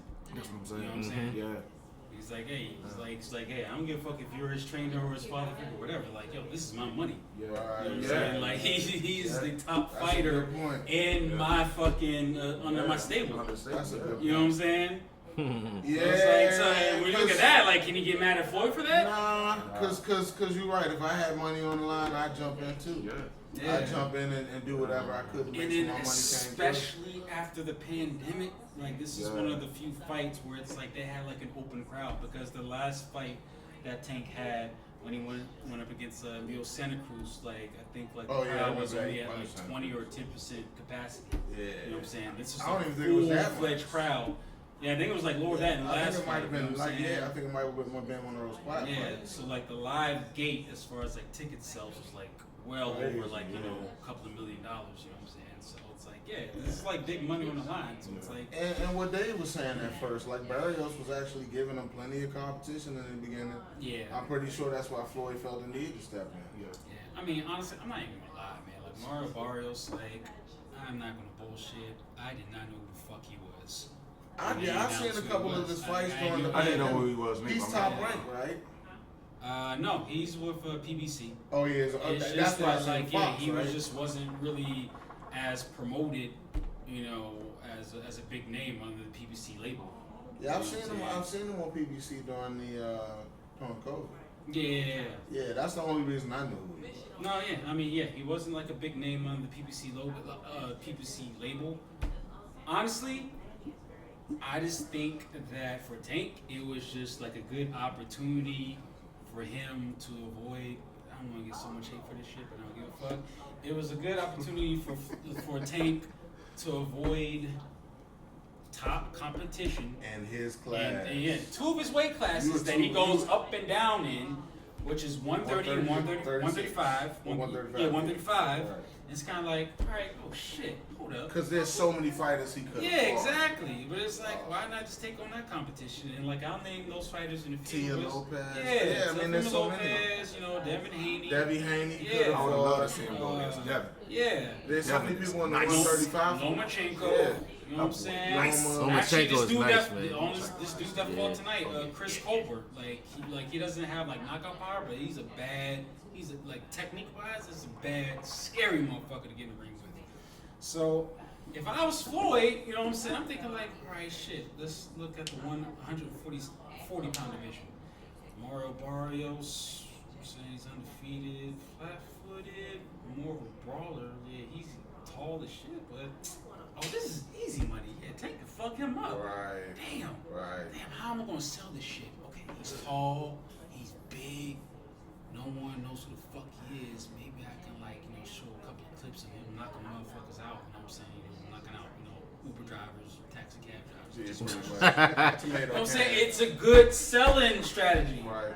And people gonna eat the shit up because Tank was already popular and shit, you know what I'm saying? Like he has shit going in Baltimore and ATL. Right. You know what I'm saying? So if you put in a guy that has a WBA regular title, which is like it's a bullshit title, that 140 pound division, which is the junior welterweight division, and the unified champion at 140 pounds is this English white dude, or I think he's Scottish, named Josh Taylor. He has all the major sanctioning belts. Boxing is corrupt, so that's why they have another WBA regular belt. So yeah, it was kind of just the perfect strategy for them to make easy money off of. So right. I just think not only Floyd was one of the greatest defensive or offensive boxers of all time, but as far as a businessman, as far as marketing your fighter, setting up the right type of fights. What did to he say? Make my fighter look good. What did he say in He's his one of the last? best at. What did he say after that fight he had with a homeboy? He's legally robbing the bank right now. Yeah. Yeah. The one of the Paul brothers. Yeah. Yeah. Oh, yeah. Isn't it funny though? Logan Because Paul. the crazy thing about the Logan Paul fight, he actually said this shit Right. before the fight even happened. It's like, yo, this is an exhibition fight. This is not a real fight. Right. You know what I'm saying? We're having 10-ounce gloves instead of 8-ounce gloves, which is trust me, it's a huge fucking difference, especially when a motherfucker hits you. I know. Shit is not fun. Now coming from an average watcher of boxing, a regular person that doesn't know the analytics like you do, that white boy held his own, man. in my opinion, he kind of held his own. I mean, like, if you talk about, like, you know, just a little bit. He held his own a little bit. Grappling, and yeah. You talking about who? The Logan Paul. Logan Paul He fight. don't fight nobody though. Yeah. He don't fight nobody. No. Like the brother, like most of the dudes that he fought, like you see how they built. Now I'm talking about him fighting Floyd. Oh, you talking about? Oh yeah, no. He held. I feel like he held his own. He did. I'm talking He about did better than what I expected. Yeah, but at the same time, the motherfucker's like 6'2", That's a fact. 200 plus pounds. Yeah, it was a heavyweight fight. Exactly. Yeah. You don't necessarily Floyd need a fought lot his of whole career fucking like skill 147. if all you're gonna do is like just hold and grab a motherfucker. That's all he like, did, you know, though. Exactly. He went into that fight to survive. He was surviving that whole time. Yeah. And Floyd was kind of like, you could just tell, like, the conditioning with him, and he was just kind of chilling. He wasn't even serious. Yeah. Mama came in the ring with a beard, cuz. Like, I know this nigga wouldn't. You know what I'm saying? And a full plate of hair. Right. Never said a nigga like that, bro. You know what I'm saying? Yeah. Come on, bro. Hey, I will give Floyd this, man. At the age of 44 and like fighting someone that's like what, 50 pounds heavier than you. Yeah, true. More than 50. Yeah, and then having 8-ounce gloves and only going 10 rounds. Floyd ain't do too bad, man. You know what I'm saying? Like, I honestly think For his like, age, yeah, if the gloves were smaller, if it went 12 rounds, he would have knocked him out. Yeah, he fucked him up. Yeah. Easy work. Easy work. So, But it's like, yeah, he wasn't lying to. He made like over 100, close to $100 million in that fight. yeah, it's just crazy. He legally robbed the bank. Yes, like I said. to a motherfucker who's a YouTuber Yeah. and has one professional loss, not a win, one professional loss. He got fucked as up. a boxer. Yeah. It's an experience though, for somebody that's been on YouTube just fighting fucking Floyd Mayweather. Like he said, it's something he can talk to his grandkids about. That I fought Floyd Mayweather before in my life. That You know just what I'm tells you saying? Floyd is strong enough to draw on his own. Yeah, that's a fact. And that's the crazy thing. Floyd could talk shit about like the people buying his fight, and they still buy that shit. Yeah, that's crazy, bro. Yep. He said that multiple times. I mean, I'm about to go and rob the motherfucking bank. Yeah. Like, man, fuck you, Floyd. Hey, what you doing tonight, bro? Yeah, I'm ordering that Floyd fight. You coming through? Fuck yeah. Right. Don't know how he does it, because, like, I ain't gonna lie. I was one of those motherfuckers, because I was swearing up and down for, like, when I heard, like, the first announcement of this fucking fight I heard about, I was swearing up and down, man, fuck Floyd. I ain't buying this shit. Nigga ain't taking what? How much is the fight? Like $50. Like, alright, it's a little cheaper than his other shit. Nah, fuck that. I ain't buying that shit. So the night before the fight, hey bro, listen, if you go half on, fuck this nigga, but I would still watch this it's shit. Like, I'm a hardcore boxing fan, man. It's like I couldn't help it. I tried to fight that shit, but I couldn't do it. I had to. Tell us about. I know you're a hardcore, into that sport. Tell us about your experience. What is your experience with it? I was gonna say before I left Maryland, like recent. At the moment, I'm residing in Los Angeles, California. I was going to the Sha'carri Richardson School in Landover, Maryland. Right by my house, Landover. Yeah, I had about like 5 amateur fights. Talking about that Palmer Park, right? Yeah. Hey, man, come on now. So like you know what it is. I had about like 5. You know what it is, Dave. Come on, man. Yeah, had about like 5 amateur fights, and then like my mom, I like had trouble like affording that, so then she got me to Taekwondo. Got up to about a red belt until hold up shit. My bad. No, you good. Watch the tutorials. I can edit all this shit out. Okay, yeah. So anyway, yeah. So like from boxing, I went to Taekwondo, and like I got up to where I was about to like take a practice test for my black belt. But that shit like cost $400. And my mom was like, fuck that. Shit. Like, $400 for Kia. Yeah, even I was like, all right, well, mom, we can do something. So I mean, and then from there I did like Destructo Disc. Yeah, Muay Thai, kickboxing. But honestly, all this was like a means for me staying out of trouble, right? Checking myself, and it was an antidepressant. Nice.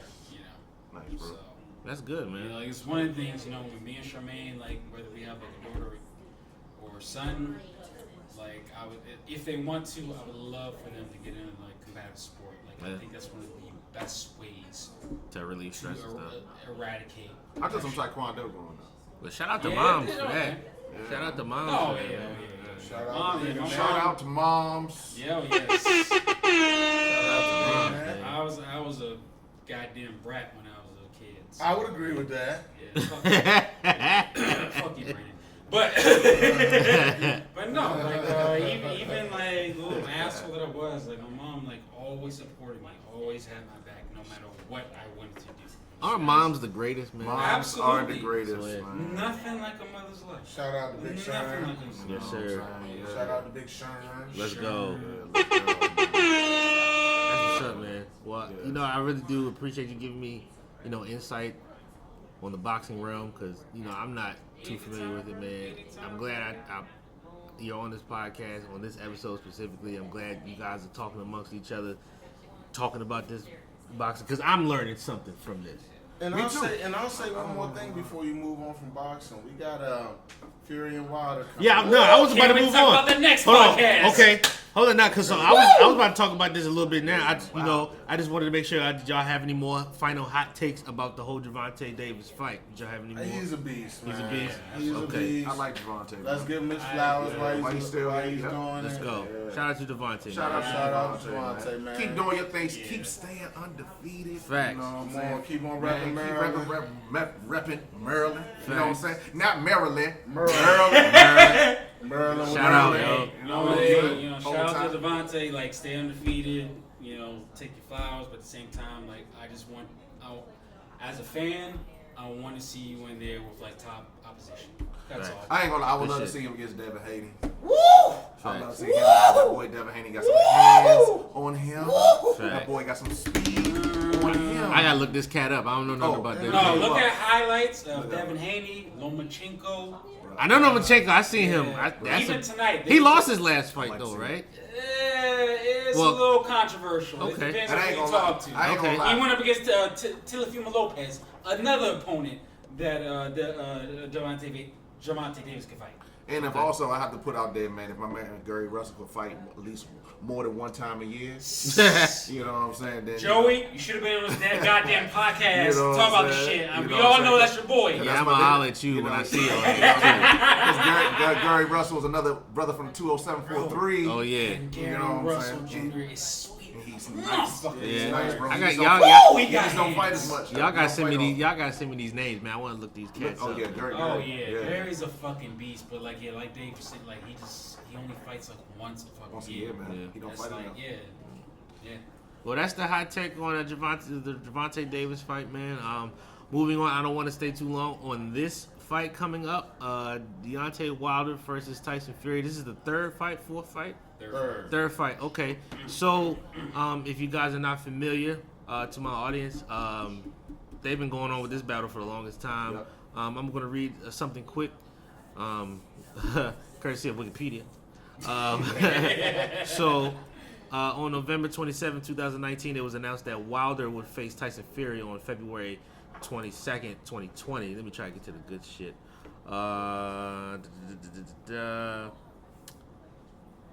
Basically, Wilder ultimately lost the fight via 7th round technical knockout when his trainer, Mark Breland, am I saying that right, Mike? Yeah. Mark Breland threw in the towel, losing his WBC heavyweight title in the process. According to CompuBox, Fury landed 82 of his 267 total punches, including 58 out of 160 power punches. Wilder landed 34 of his 141 total punches, including 18 out of 55 power punches. And it wasn't that close. Wasn't that close. Wasn't that... Be heard. You heard be heard. You heard be heard. Wasn't even that close. Gentlemen, what is your hot take on this upcoming fight? Who do you think will win? Okay. Will it be a draw? Will it be a decision? What do you think? Let me start Mr. first. Please believe. Go ahead, Please brother. believe. Let me start. I would just say, like, on the last time he had fought Tyson, number one, what I learned about Deontay is this, and he was never ever really a technical boxer. He never really had no fundamentals. That's what I've been told. You know, as far as when I looked at Deontay, a lot of his fights he's thrived off of was intimidation and being able to, like, you know, outpower you. Right. You know, pretty much just move you around. From what I see, he's a wild puncher. He's a wild puncher. Right. He doesn't have no technical. And honestly, when he fought Tyson was more technical. You know what I'm saying? He was more, you know, he strategized a lot more. But he could, and there was nothing that Deontay could do about that. Right. You know what I'm saying? He got picked apart, literally. Because honestly, Tyson, all he did was jab the shit out of him. Right. Jab the shit out of him, jab the shit out of him, waved his hands in front of him, jab the shit out of him. Like, he picked him apart, literally. More than that. You know what I'm saying? Like, honestly. So, with that being said, I will say, hopefully, I've been seeing some workout videos. I've been watching them most of the newly updated workout videos. And I will say, man, he's been, you know, he looks a lot more, you know, athletic. He looks like, you know, he's a lot more lighter on his feet. Back then, he was a lot heavy on his feet. He looks a lot more lighter on his feet. But like he's a lot more fluid in his movement. Hopefully, man, he picked up a lot more basics, man. He's gonna have to box. He's not used to boxing. He's a brawler. He needs to box Tyson. Right. So that's my take on it. Next person. What you think, Mike? The architect. Well, I'll go ahead because I know Mike's gonna roll for a while. Go ahead, B. I mean, there's honestly not too much I can follow up off, like, just piggybacking off of what David said. Like, he's absolutely right. You know what I'm saying? Like, as much as I love Wilder, unfortunately, he's kind of like a one-trick pony. That big fucking, like, his power. You know what I'm saying? Right like hand. that huge right hand. I even seen it like in his left hook a couple times. Like, he is a one punch. All I have to do is touch you one time, and you fucking gone. You know what I'm saying? His problem is, what are you gonna do when you run into a dude that you can't knock out? Right. That's actually a fighter, right? Yeah, that's very technical. That's very skilled. You know what I'm Right. saying? It's kind of like to a casual fan's perspective. Devontae Wilder goes up against a guy that's like, you know, undefeated, 30 wins, undefeated, 2 knockouts. Mm-hmm. Everyone expecting, you know, Wilder like to knock this dude the fuck out. Right. But if he's skilled like a Tyson Fury, Right. you know what I'm saying, he's gonna school him all fucking day. Right. Gonna embarrass You know him. what I'm saying? Yeah, he's gonna fucking embarrass him. Right. You know what I'm saying? And like going off of what David was saying, like Wilder is with a new trainer, fighter that he knocked out not too long ago. I forgot his name. I gotta look that shit up. Mm-hmm. But like the clips that he's been posting, his skills is looking good. Right. But at the same time, I hate to be that dude. Any motherfucking could look good with pad work. You know what I'm saying? Like any motherfucking could look good with pad work. But like, hey, I'm not gonna lie, but I've been like, he's been looking good on the pads. It looks like he's learning, like, you know, new skills, you know what I'm saying, like offensively and defensively. Like it looks like he's just not focusing just on the big ass right hand. Even in the second Tyson Fury fight, it looked like he was doing pretty good with the jab. Mm-hmm. You know, there was times where I would say like the first round and the second round, I was like, damn, all right. Wilder's actually catching Fury with the jab. Mm-hmm. He's doing pretty good. But like, yeah, I think it was third or fourth round, like just Fury just caught him. You know what I'm saying? Because he's just he's a superior fighter to Wilder. So, you know, hopefully this new trainer that like Wilder has, like, you know, they can make certain adjustments where it's like you're not just relying on your power. You know what I'm saying, winning the fight. You know what I'm saying? You actually need boxing skills to beat this dude. You know what I'm saying? Because like, not only is he physically bigger than you, as far as like ring IQ, he's smarter than you. Yes, you know what I'm saying? So Yeah. it's like you can't just rely on power, man. You know what I'm saying? Like, And for him to be as big as he is, he's kind of elusive. But he's not that elusive to the point where he moves his whole body. He does this thing with his head where he's just like, yeah. you know what I'm saying? Like, and honestly, what's that? Deontay, he's not used to that, man. Like, he's used to you holding still, like standing still. Like, when he swings, he expects you to be there. Wasn't like that with Tyson. He's moving, backing out. You know what I'm saying? At all times. Yeah, just He's used to fighting heavyweights. Yeah. Yeah. You know? He's used to fighting heavyweights with heavy feet, and they don't move very much. Yeah. Right. Yeah. You know, but the reality of the situation is that Tyson Fury is a completely different animal. Yeah. And the fact that he's like 300 pounds and moves at that speed is really ridiculous. 300 pounds, moving at that speed, very technical fighter, knows what he's doing in the ring. I mean, and what he's also shown in the last fight, and Mike might disagree, I think we talked about it a little bit, but he showed a little pop behind his punches. I'm not going to say it's a lot of power, but, you know, he was able to not only shift himself and stay out of the way, but he was now, it seems like Tyson Fury is developing additional talents, because now he's able to transfer that power to the stronger hand, or not, you know, you have the weak side and strong side when he makes his moves. So I don't think he lost a round, in my personal opinion. You know, Mike had a point about the first 2 rounds. Wilder started looking good. But in reality, in the first fight, he had 2 knockouts. And even both of those rounds, I feel like he lost. It was just that big punch power. He finally caught Tyson Fury slipping. I'm also kind of discouraged to hear that Wilder's changing up his fighting style. And the reason I say that is because it's necessary. It really is. Because you're not going to beat him the way you was fighting him. But if you want to translate it to other sports, you can look at other people who've tried to work on their shot. And a lot of times it doesn't work out. Tiger Woods, Ben Simmons. You know, these are people who tried to work on their shot, tried to change it and do something different. And it's almost like what you're admitting is, I can't beat you the way I am. Right. It's a psychological disadvantage. So, you know, for him to try to change it up, a lot of times, if you're not doing what you're naturally inclined to do, what you have a sixth instinct to do, but you're trying to do something that you're trained or that a learned behavior, you might fuck up. And that might get you knocked out even quicker. So I think it'll be interesting to see, you know, if he got his mind trying to figure out new stuff, trying to figure out new techniques, and trying to remember what his trainer taught him and all. Sometimes that's a recipe to get knocked out real quick. So what do you think you guys' end results are going to be about this fight, this next fight? I'm a Fury guy all day. Fury. That's my Split decision or unanimous? Oh, unanimous. I'm a big Fury guy. You know, I've been a big Fury guy ever since, you know, the first time he got his championship. He lost it, I think he lost cocaine. I think he could test positive cocaine. for Who? cocaine. Tyson Fury. Really? Oh, okay. He beat Vladimir Klitschko. Beat him down. I mean, it was coked up? I don't know if it was during the fight or after the fight. Yeah, I think it was after, like... he's been very clear that he went on, like, a bender. Yeah. He went on a bender, and, you know, he's been very upfront and open about it. But when you think about it from those terms and you see what he's become, I mean, who knows how many brain cells he lost doing that? Like, literally, he could be better than he was. Than he is now. It's crazy. Yeah. I've always been a big fan of his for that. So I'm going Tyson Fury all the way. Okay. I would definitely say, like, anyone that is going through, like, a drug addiction, you know, like, there is a podcast with Tyson Fury and Joe Rogan. It's some inspiring shit, man. Yeah. Like, please, if you have time, like, go listen to it, man. It's Shout out to Joe Rogan, too. Oh, yeah. Very inspiring, you know, very, like, it's just listening to Tyson Fury, like, how he overcame, like, his drug addiction, suicide, you know, like, fighting against his family, his kid, you know, like, just all this shit that you think, like, fuck, man, it's like, I couldn't do that shit, you know what I'm saying? Like, all, like, you have, like, the world at your fucking fingertips, and it's kind of like, you're letting, like, what is it that's, like, making you go this fucking route? You know what I'm saying? Right.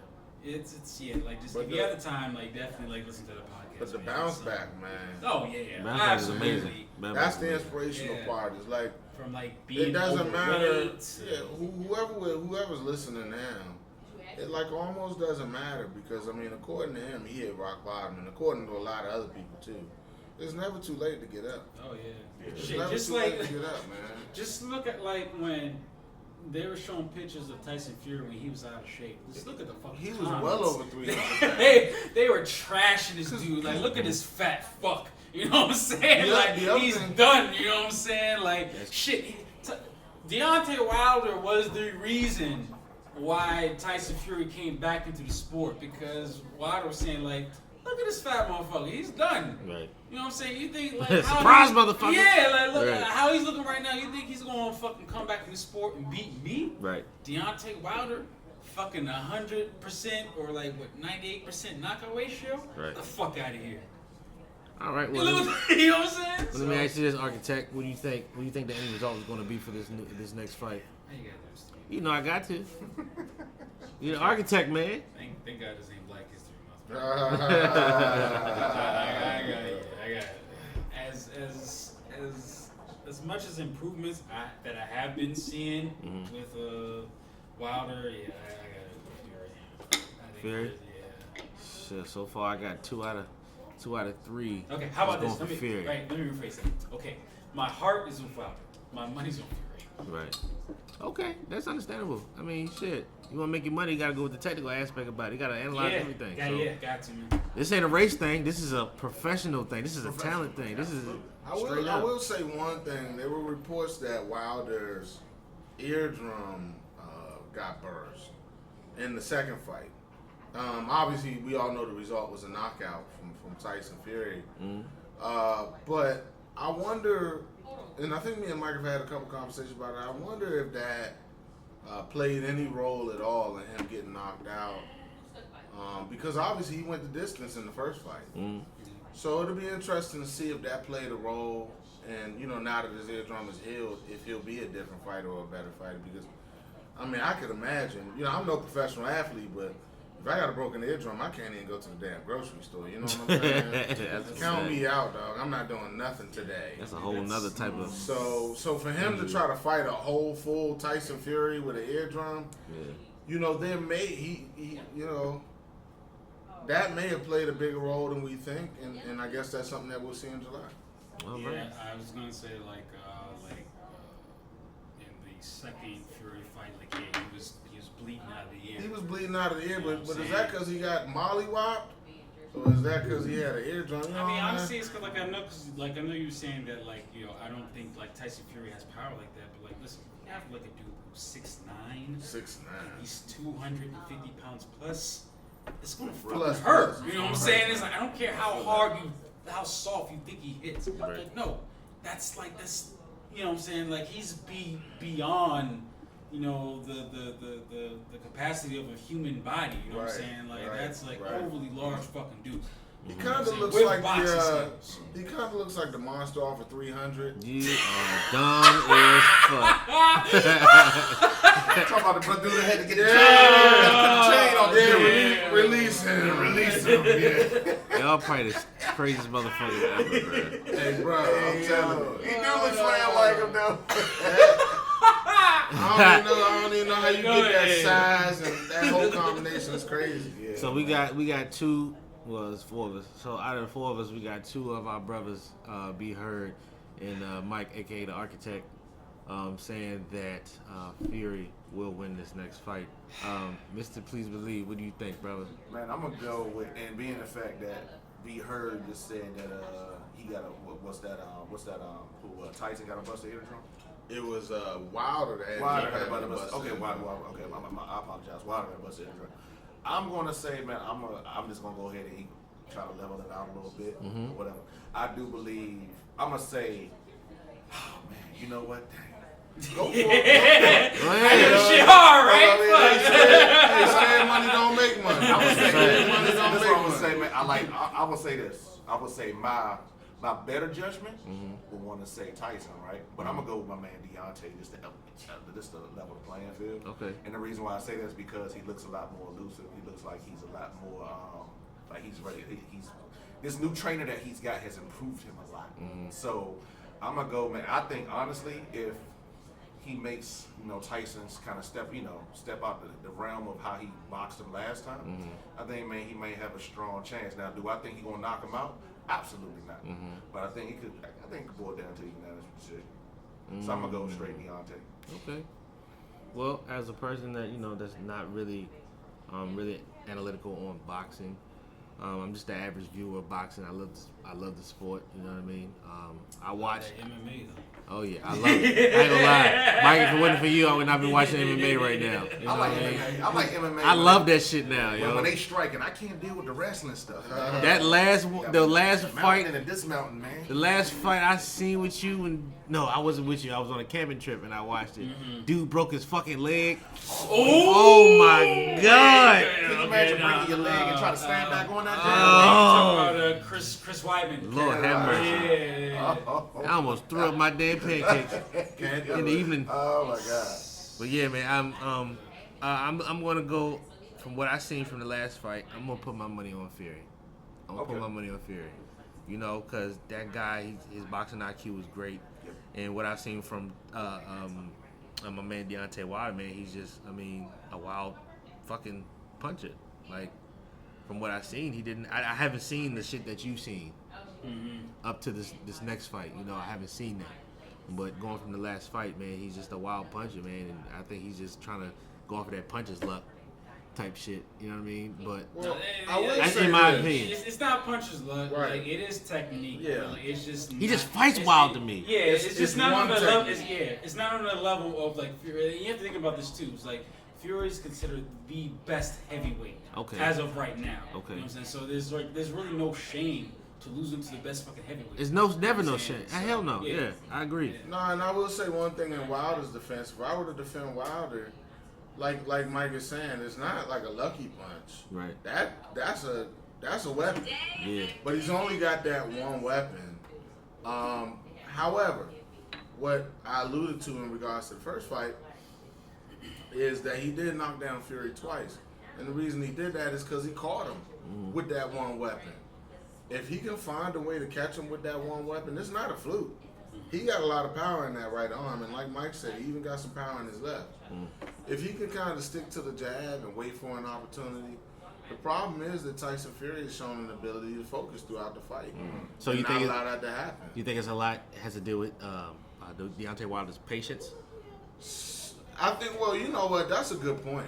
I didn't even really think about it like that, but because Fury is a better fighter than him, it's just like anything. When you start to realize, like you playing a basketball game and you start to realize the other person's better than you, you might start to scrap a little bit harder. You might start to foul. You might start to do some things that are uncharacteristic of yourself. And I think that's what happened in the second fight. Wilder just got to calm down. He only needs one punch. It's not very about, powerful. It's not about 12 rounds for him. Right. It's not about one round for him. It's about one punch. Right. Whenever he can get that punch off, if he can get that punch off, he's shown the ability to knock Tyson Fury down. The problem is Tyson Fury counters that with, you're not going to touch me. So we just got to see what shines through. Brains versus bronze is what I'm hearing. Yep. Like, I'll say this. I remember when I started training at the Wild Card Gym in Los Angeles. And, like, I had a sparring session against, like, this guy. Shorter than me, maybe, like, 5'3".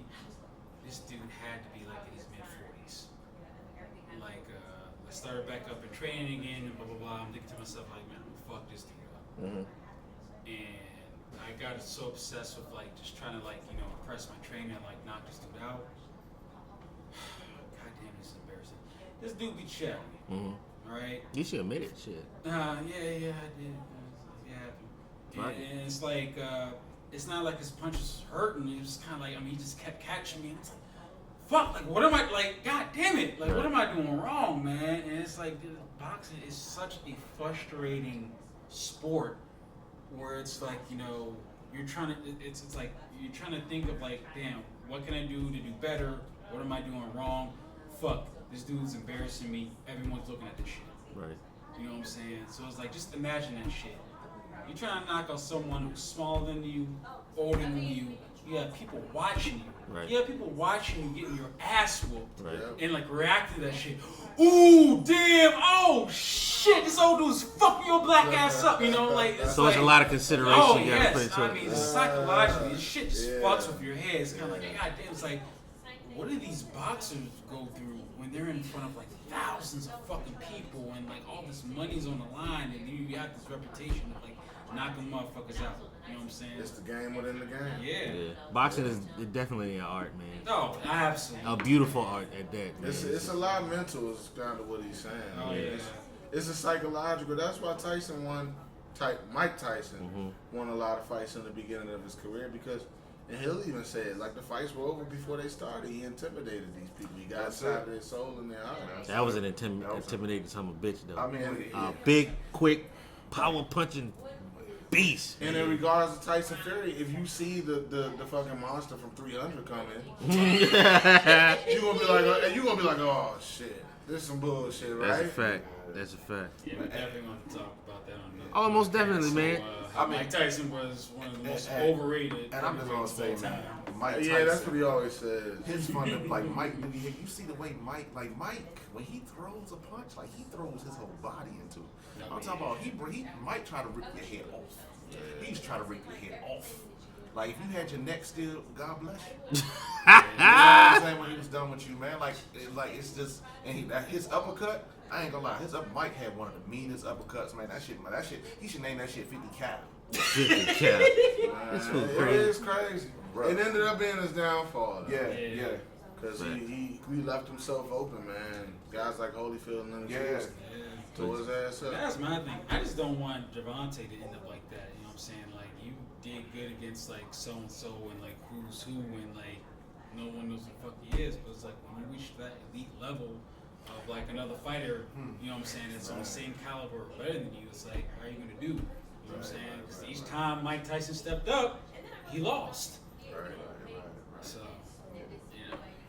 So you saying, like, so hold on. So y'all saying, like, basically, like, when it came to time for Mike to fight real fighters, he lost. Yeah. Not real fighters, but like fighters that was on his level or like better. It started with Buster Douglas, who really wasn't on his level. Yeah. But was he even ready for Buster though? He wasn't ready for Buster. Yeah, that was well, like there was like rumors saying that like he didn't train in there well. Yeah. Well, so Buster was he wasn't that great coming into the fight. I don't think his record was that great. Yeah, I think he had about like 2 or 3 losses. Yeah, his work ethic was in question. He was a bigger guy, kind of not really cut up, kind of laid. So yeah, I think Mike overlooked him. As in a lot of different sports, you're like, I'm supposed to beat this person. I'll just walk into the ring and I'll just beat him. And yeah, I think it was like a huge ego something thing like that. Played in. But to Mike's point, when he started to step up to top echelon fighters, when you look at the fighters that he beat, maybe the best one was like Spinks. When I say craziest fight I seen with Mike was Leon Spinks, man. That was crazy. But when you look at the fight, when you look at any time he fought, let's say a top 5 fighter, he pretty much lost. Yeah, and even like the Spinks fight is questionable because Spinks was out of his prime. Like, That's he true was like too. in his mid-30s, late 30s. That's true too. Now that fight that he got into, wasn't that around the situation where him and Mike got into an altercation at the club or some shit? I heard about that shit. Oh, you So how many times did he fight Leon Spinks? No, it was the dude with the Jerry curl. That wasn't Leon Spinks. That was Leon Spinks. It was somebody else. Nigga with the Jerry curl and the gold too. Yeah. I seen that fight. That Mike Tyson movie. I seen that fight on YouTube. That shit. Michael J. White played the shit out of that role. He really did, bro. I think he slapped the shit out of him in the club or something. Yeah, something like that. Something like that. Punched him in like in the in the club. Green was his name. He fucked him up. Green was his name. Look at Mike's resume. I gotta look at this motherfucker. I'm glad you brought that up. That was a crazy. I think he talked about it on. He had an HBO special. I can't remember. That's exactly my point though about intimidation. Yeah. A lot of those fights were over before they started. Evander Holyfield wasn't scared of his ass. Lewis wasn't scared of his ass. But a lot of those fights were over before they started because it's the great Mike Tyson. And, it just took somebody who was kind of psychologically sound to knock his ass out pretty much. Yeah, and Evander Holyfield was the perfect Yeah, example. he's like, I don't give a fuck if you Mike Tyson or not. He was technical. He had no fear. And he used his jab, which was the point you was making with Wilder. Not even that. He didn't use he didn't just use his jab. He was beating Mike Tyson at his own game, fighting in the inside. You know what I'm saying? It's like which most fuckers like. Most motherfuckers are like. Fuck, I'm gonna keep away from this motherfucker. You know what I'm saying? But just Holyfield earned that name. Evander the real deal. Real deal. He just completely eviscerated that. Man. Broke him down. Yeah. And just to close out, I don't want to go back and forth, mess y'all conversation up. But just to go back, to the Tyson Fury and Deontay Wilder fight. Just wanted to close up on that. Be heard, you said Fury. Architect, you said Fury. Please believe you said Fury, or did you? No, you said Deontay. You said Deontay. Just the even. And I say Fury. And just to close up on that conversation, I'm just going to read something real quick, courtesy of CBS Boxing. The third fight between Tyson Fury and Deontay Wilder has been officially announced, as you well may know. The two heavyweights will battle for Fury's WBC World Heavyweight Championship on July 24th. At T-Mobile Arena in Las Vegas. And please believe that we will have an episode after that fight. No doubt. You know what I'm saying?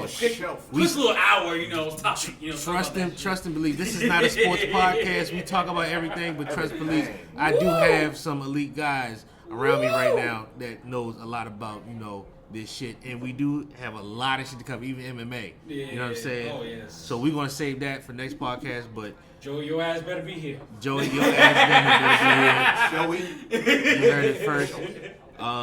So we're almost at 3 hours, gentlemen. Hey, man. So this was a great podcast. It was. So how I end my podcast, and Mr. Please Believe already knows. All the time. I always end my podcast with going around the room and asking my peoples like what type of music y'all vibing out to. What's really calming y'all vibes right now when it comes to the music shit. So I don't know if y'all wanted me to invite the ladies back for this last segment right here. Sure.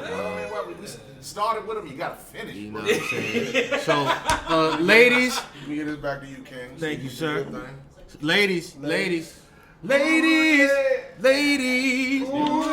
So we about to end this segment. So I need y'all to be. We about to end this podcast. So I need y'all for this last segment, and I want to explain to y'all where I got everybody here. Gentlemen, that sports segment was amazing. I learned a lot from y'all talking about this boxing stuff, man. I'm still learning myself. I'm really excited about after this fight, the end result, and talking about it in Architect. I got future champion right here. Exactly. and I got Architect, and I got Be Heard, and I got Please Believe. We're gonna really sit down and analyze this fight once we talk about it on the probably not the next episode, because I know I gotta go to Philly on the next episode. Okay. And when I come back from Philly, what is the fight? July? I know I just said it. July 24th. Just said. So I might be here on the 24th. That's a Saturday, right? Yeah. Yeah, I will definitely be here the 24th. We can talk about it probably that Sunday or that following weekend. But we're definitely going to talk about it along with the MMA shit. Because like I said, I'm in love with the MMA shit. I know it's 3 black kings right now that hold titles in different weight classes, if I'm not mistaken. One is Adesanya, right? Yes, sir. Adesanya. So we are definitely going to talk about that. That's a bad motherfucker. But lady, Wait, y'all talking about Izzy? Hey. We're gonna wait for the next episode. You was about to go in. Yeah, shit. You was about to go in. So, like I said, You talking about a sexy motherfucker. Flag on the plate. Come on now. Oh my God! The speaker kind of died, so I had to do He's it. a sexy motherfucker. It's all happening. So, where's the other lady at? Where's the queen at? Queen, where's she? She's in the Okay. bathroom. Queen Sheen. Yeah, she in the bathroom. Queen Sheen. How long is she gonna be? She taking number 1 or number 2? No, okay. I don't know. Is it fast coming out or is it slow? She needs some Metamucil. I don't know. Oh, I heard it. Told you. Yeah, all right, bet. Which one? Red light. I just want to make sure everybody's here for this last segment. Everybody that participated in this podcast, I want everybody for this last segment because I feel like this is my type of segment right here. But I'm gonna wait until her slow ass get out the damn bathroom. But before we hit that, just trying to kill a little bit of time before she come out, man. Y'all. Oh, hey, never mind. Here she come. Salad. Okay. All right. So we have. They was talking about you, Shane. I ain't gonna We have They everybody was trying here. to figure out if it was a 2 or 1. Number 1 and number 2, girl. Oh, shut up. Shit slow and Wash your shit hands. fast. All right, so we got everybody back in the circle. We got Miss Greer back. We got Be Her. We got Mike, aka the Architect. We got Destiny. We got Charmaine. We got David, aka Please Believe, and we got Shima, aka the Queen. You know what I'm saying? Queen. My queen. Yes, of that's course. right. There we go. Let me get that right. That is my queen. I don't want no She problems. alright. I don't want to sleep on the couch, B. She didn't say So- she said, no, you're a queen. The last segment, I always do this. Like I said, Dave, aka Please Believe, he already knows he's one of my original co-hosts. So I go around the room and I ask everybody what type of music that they bump into, to get away from whatever they're going through, or just to listen to some good shit that they're listening to. So Miss Greer, you're going to go first. What are you listening to? What are you jamming right now? I downloaded some stuff on my phone the other day that was kind of in the vein of what was I listening to? It was like some India Shawn, someone named Yasmin Lacey, Hit Millet. It was a few different things, kind of that like, you know, the babies of the Jill Scotts, the Erykah Badu's and stuff like that. So like kind of like in the neo soul realm. yes, Okay. exactly. Yes. Okay. Some of them sounded like they were actually from like London. Word. Yeah, or England. Okay. Somewhere. Okay. Across the pond. That's what's up. I'm gonna go ahead and repeat those names again because I want to check them out too. Well, India Shawn, I like her a lot. You can tell she definitely like studies Brandy, and she does a lot of stuff with James Fauntleroy. But then some of the things I heard that I had never heard before were by artists like Jazz Karis, Yasmin Lacey, Pip Millet, Poppy Judah, I guess that's how you pronounce it. I was listening to Cleo Soul. That's how I got to that point. So Cleo Soul is good. Okay. Yeah. Oh, she trying to sound cool, yo. I just saw Mary J. Blige on Absolutely. She is absolutely in the rotation. Yeah, but Cleo Soul is popping. Y'all should listen to her. I'm a big fan of music, so I'm gonna definitely check these ladies out. Yeah. That's what's up. Be Heard. What you bumping, Cuzzo? The last I would see bumping. Bumping ain't gonna sound right. I did listen to some Howard Stern today. Classic. But the last thing I listened to before I left the house was some Louis Armstrong. Oh man, classic. It was his one of his first albums where he was actually doing vocals in 1933. It was a studio recording, and you know, you could just tell that everybody in the band didn't know that he could sing that well. And by the way, I think Louis Armstrong is probably one of the top male vocalists of all time. But that was like his coming out the gate album, and that's what I was listening to.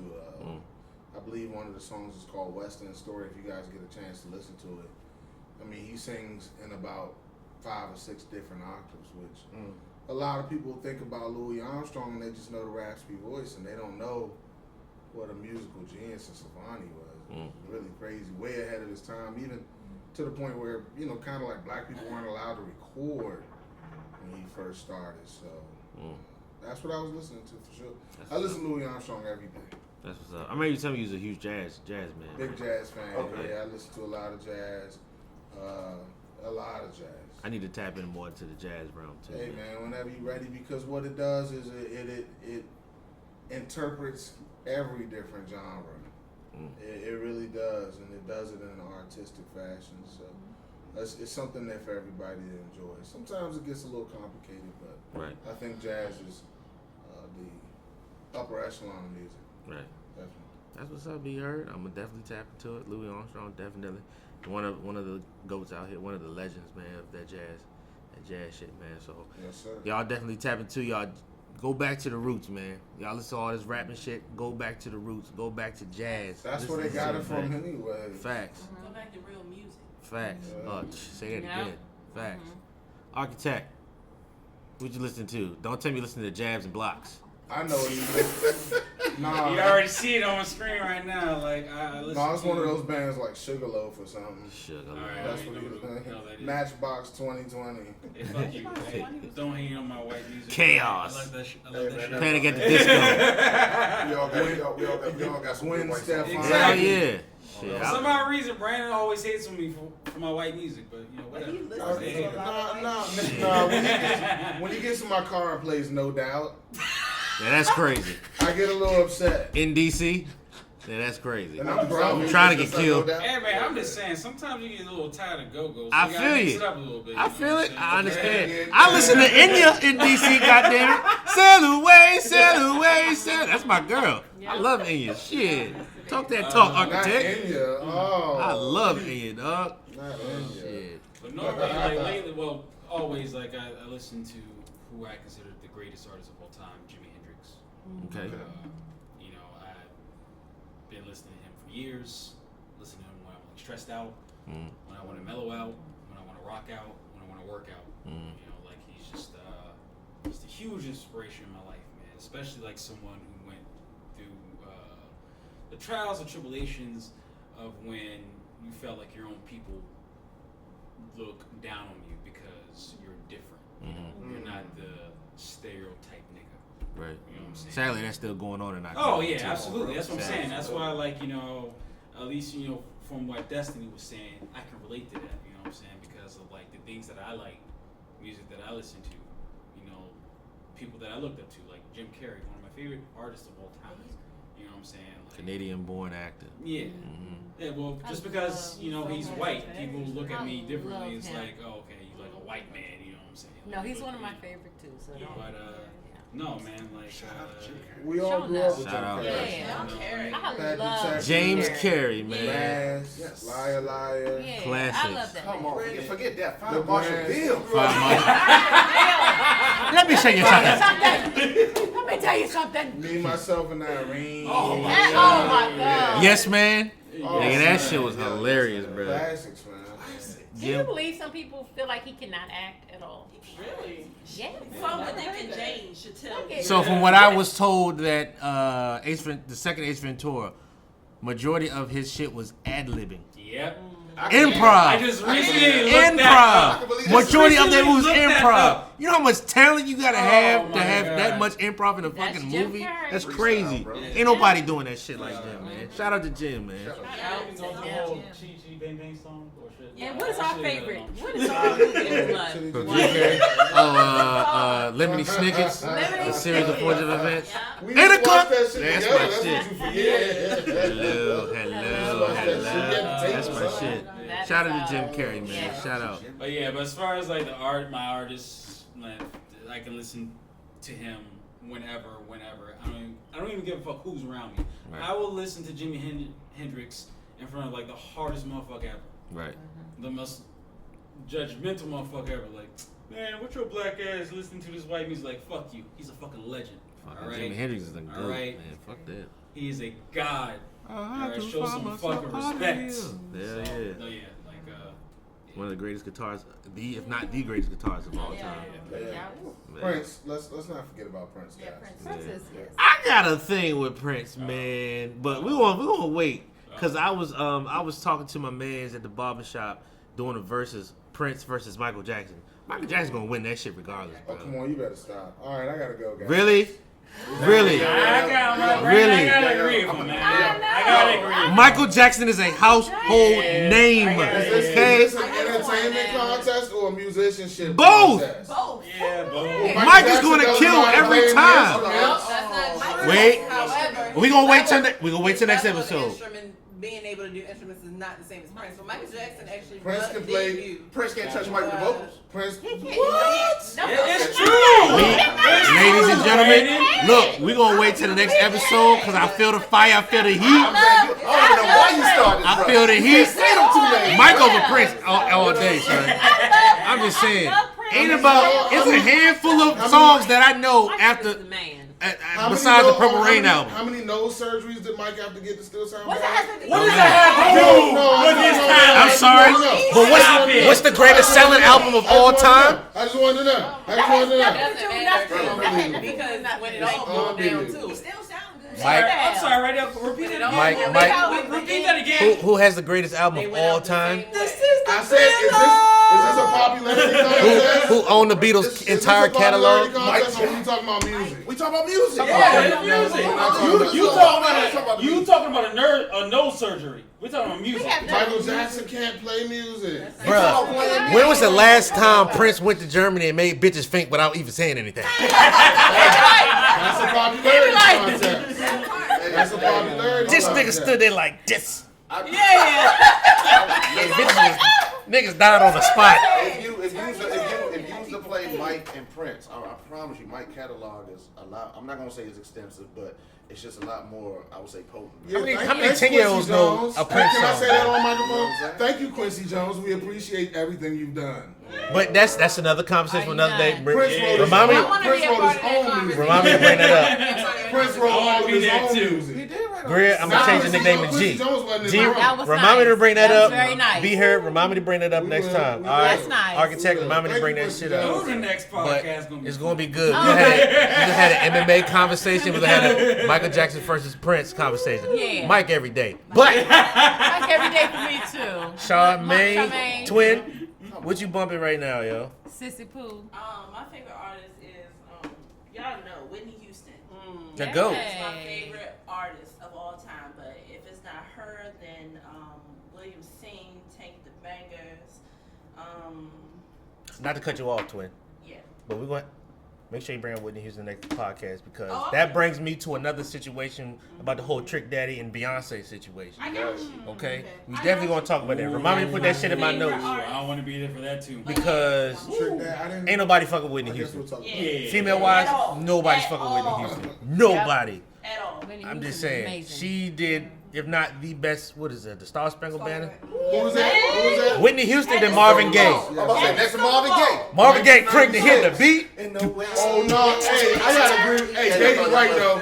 David's right though. Marvin Gaye did have a better one. Marvin Gaye killed He that. put a little click track behind it and did his thing. Yeah, all right. He did like a beat. Oh, say, can you see? There you go.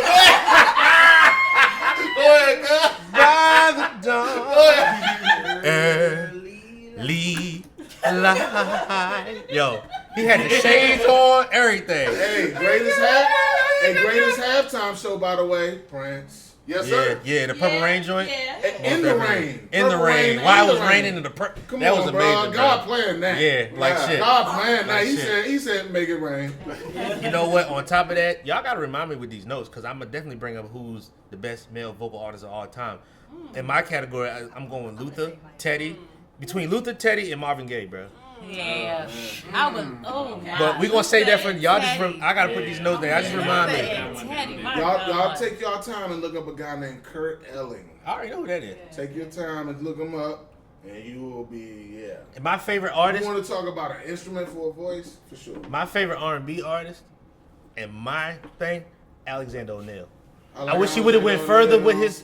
If it wasn't for the drugs, I wish he would have went further. But he was definitely one of my Fred favorites. Hammond, Facts. Michael McDonald. We can go. Michael all day. McDonald, son. Man, come on, strong voice.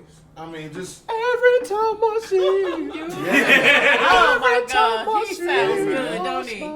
That's my man. Hall and Notes, my niggas, bro. Hey, bro, come on, man. Man eater, I can't go for that. You know? You don't want to get me started on white people. I love it, bro. We go all day, son. I get excited. Queen, my man Freddie Mercury, Freddie the Mercury. best That's rock and roll right. singer ever, dog. I don't care what nobody say. He's the best. Nobody fucking with I him. think Greer would have tried to turn him straight. Who is Indian? I think Greer would have tried to turn him Yeah, I thought he was straight. a white dude for the longest time, man. I didn't know he was Indian. Yeah, that shit's crazy. He's an Indian, yes. They're all from like Middle Europe or like.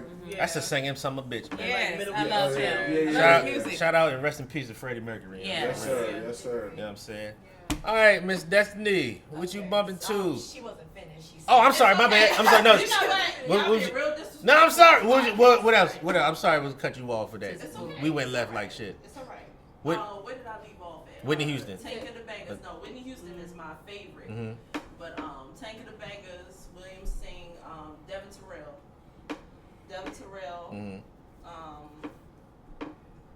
Who else? Outkast. My course. favorite group. I'm sorry. Some young motherfucker on Facebook said, "What is Outkast? What has Outkast done besides what's that song they had? I had, but then everybody moved to the back. Rosa Parks Bombs on the back. and Bombs on the back. Yeah. It's a lot. Then some young motherfucker said, "What have they done besides that song?" Some young motherfucker. I think it was for clout though, but whatever. Oh yeah, I did see that. You see that shit?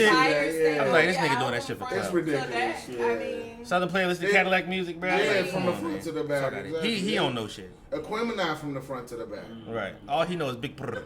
Fuck out of here. This motherfucker locked up, and then they found evidence of the damn dollar bill of the place that he robbed. Like, your ass deserved to be locked the fuck up. Who Shiesty? Doodoo Shiesty? Whatever his fucking name is. But I He don't know called about him these Doodoo babies. Shiesty. Every You know what I'm time I saying? watch TV, and I'm like, whose children are these and why? Yeah, I Shit is can't crazy. keep up anymore. This new music is fucking annoying. But hey, it ain't for me, man. Fuck it. I'm sorry, Charmaine again. You know what? It's all right. What you got any more? We're going, who else? Navasha Dea, Uh-huh. Asha. Uh-huh. Said Chica already. You got a whole I can go on and on, but I'm going to let my niece. You're supposed to pick one. Miss Destiny, who you I got? ran down a list of people I listen to. Oh my God. SAT word plethora. It is not plethora. It's plethora. I had a couple beers. That's all right. She's been drinking. She said Don't come for me. She said a plethora. Don't come for me. Hey, why that sound like a Chrysler? That sound like a Chrysler Chrysler plethora. It's like a whole van. It's like a van with a ladder on the back. Sound like some pain man. You know what?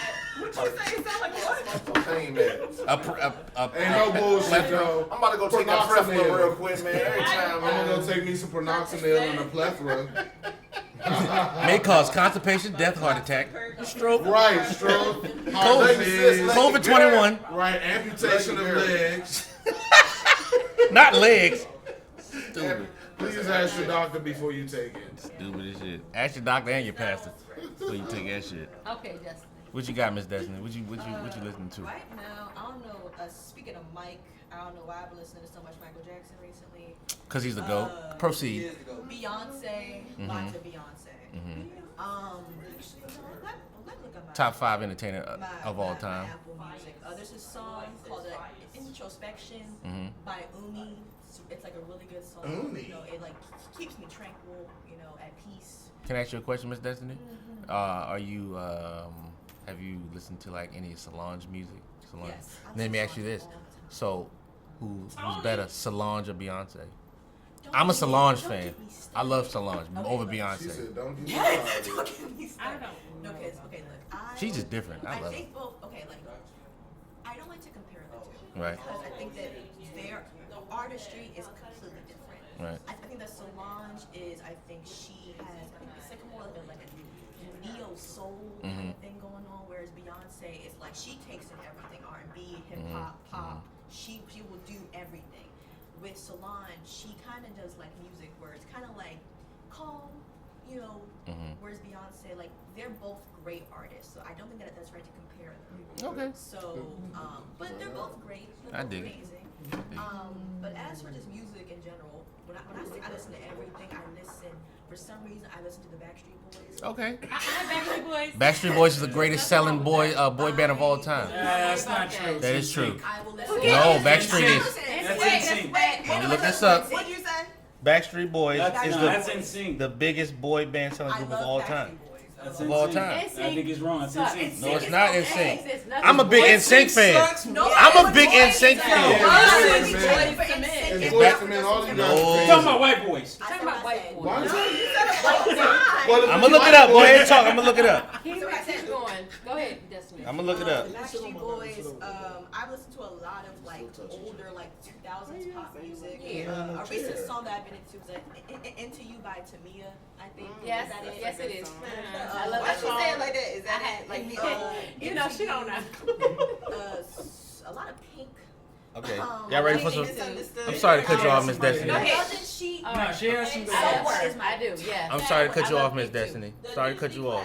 Oh, Okay, yeah, so Powerline. All right. this is a fact, ladies and gentlemen. The Backstreet Boys have sold over 100 million records worldwide, making them the best-selling boy band album, but best boy band of all time, and one of the world's best-selling music artists. They are the first group since Led Zeppelin to have their first 10 albums reach top 10 on the Billboard 200, and the only boy band to do so.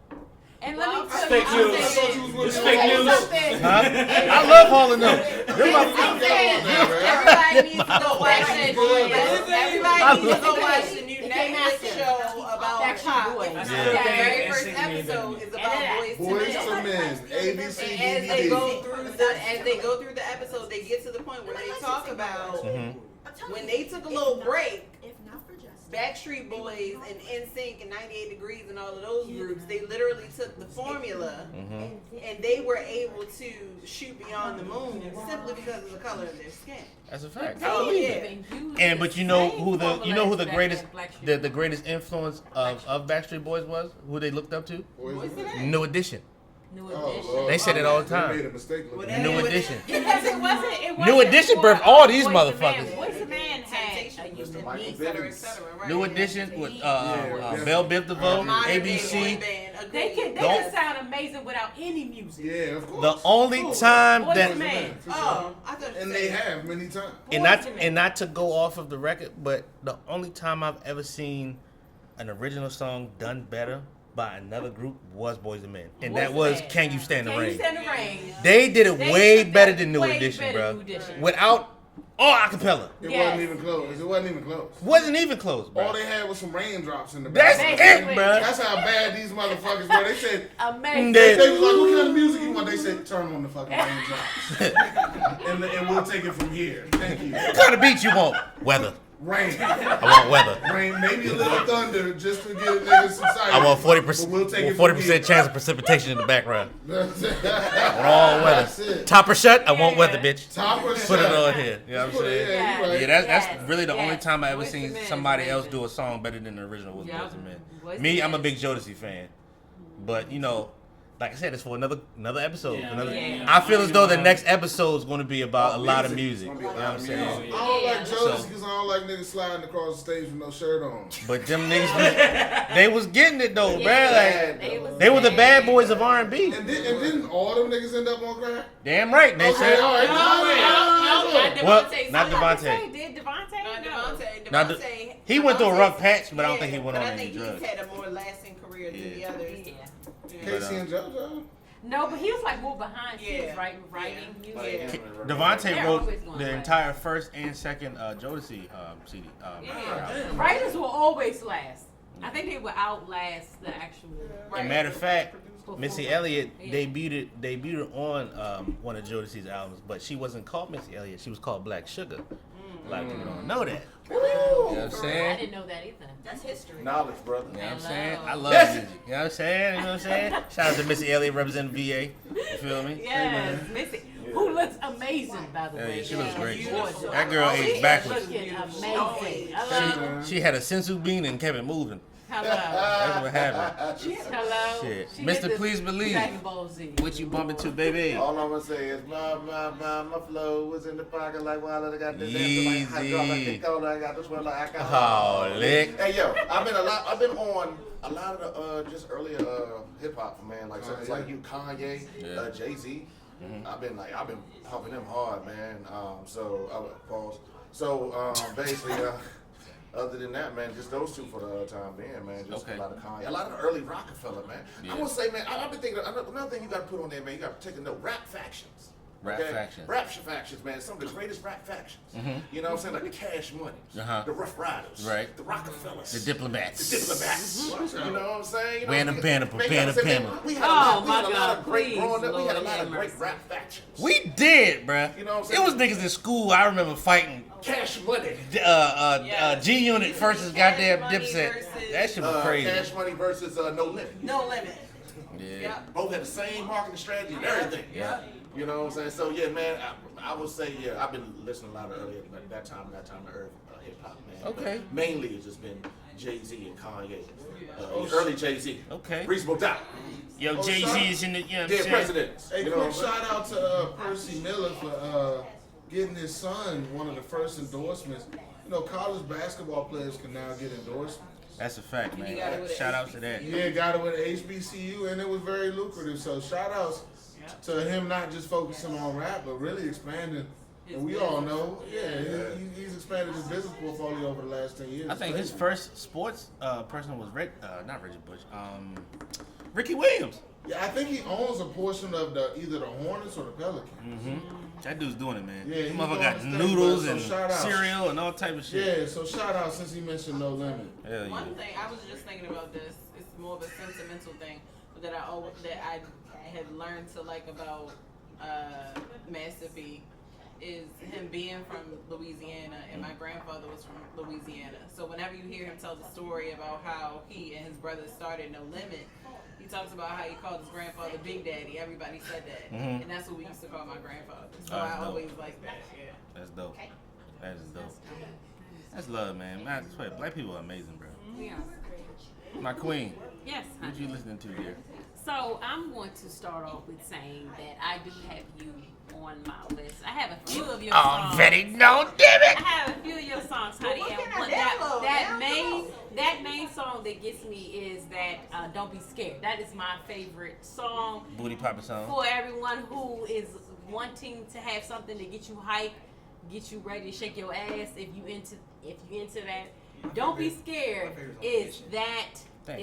is that song, and I love that song. Baby, you did a great job. You have so many other amazing songs that I bump. I retired. I don't rap anymore. I just so many, I'm sure there's no but that bias is in my what you're main. saying at all. It is. I actually have it right here. See? No, you didn't get it. But that's fine. I have it, and I love it. It's on. Yes. Yep. But then, I have my list is full of so many different type of artists. I love like my 80s, my 90s music, my early 2000s. I'm kind of what you would call stuck in the past. You'll hear a lot of the old our type of music. Yeah, we all rather stuck in than the we only have like a couple of music songs that I have that's nowadays that is rap, but I love old music.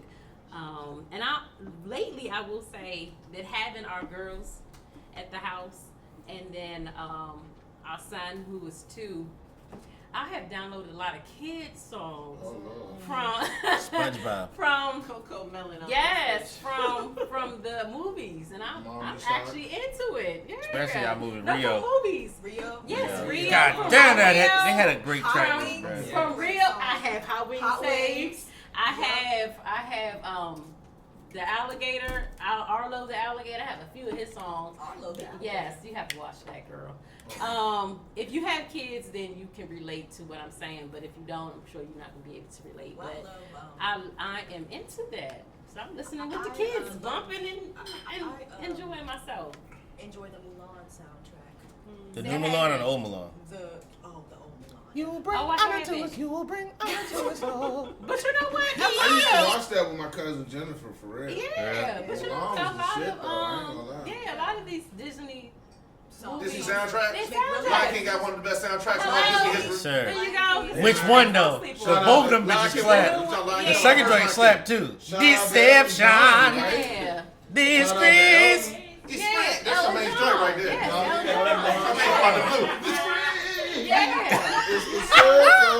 Yo, a Goofy movie had one of the best soundtracks ever. Yo, straight up. That's your main joint right there. One of the best.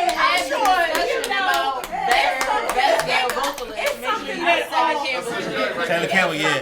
Tevin Campbell should have went a lot further than what he did. He shut the whole movie down. I say him and kind of fast forwarding Anne Marie. She should have had a better career than what she had. Too, in my opinion.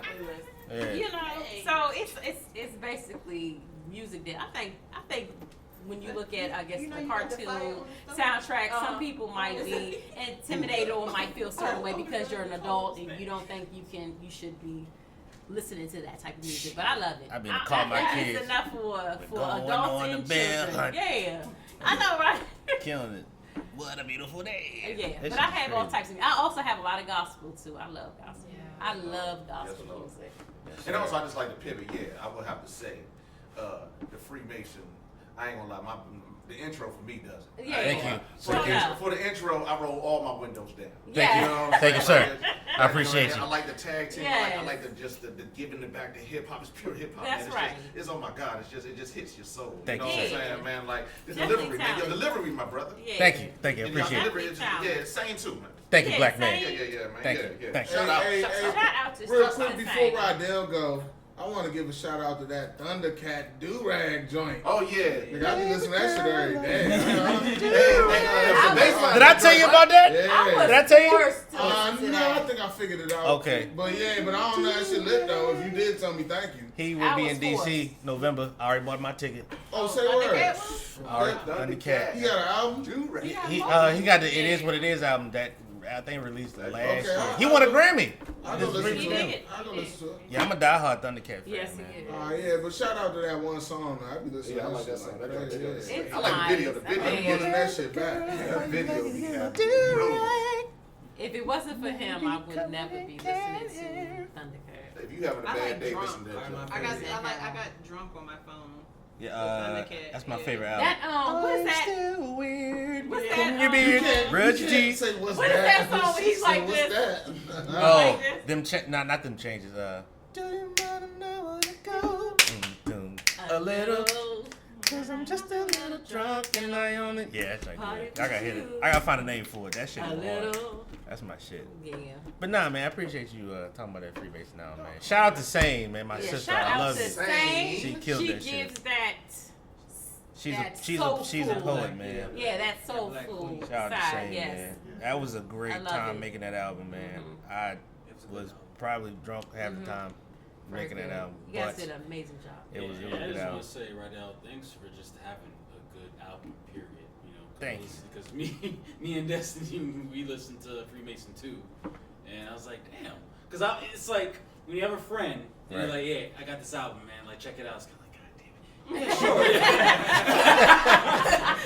Yeah. You know what I'm saying? So, like, you try to be nice, like, yeah, sure, no problem, man. Yeah. And, like, me and, like, Destiny, we were, like, here at the apartment, like, just hanging out. Yes. You know, while Charmaine was, like, watching movies, and I was like, yo. It's actually pretty good. Yeah. Thank you, I was like, man. damn, this is some good quality music. You guys are actually talented. Yes. And I feel like y'all should go way further than And that. honestly, It like, is such a... no bullshit. Like, you should be very proud of your work. It's Isn't it a good relief? quality music. Isn't it a relief from what we getting today? Yeah.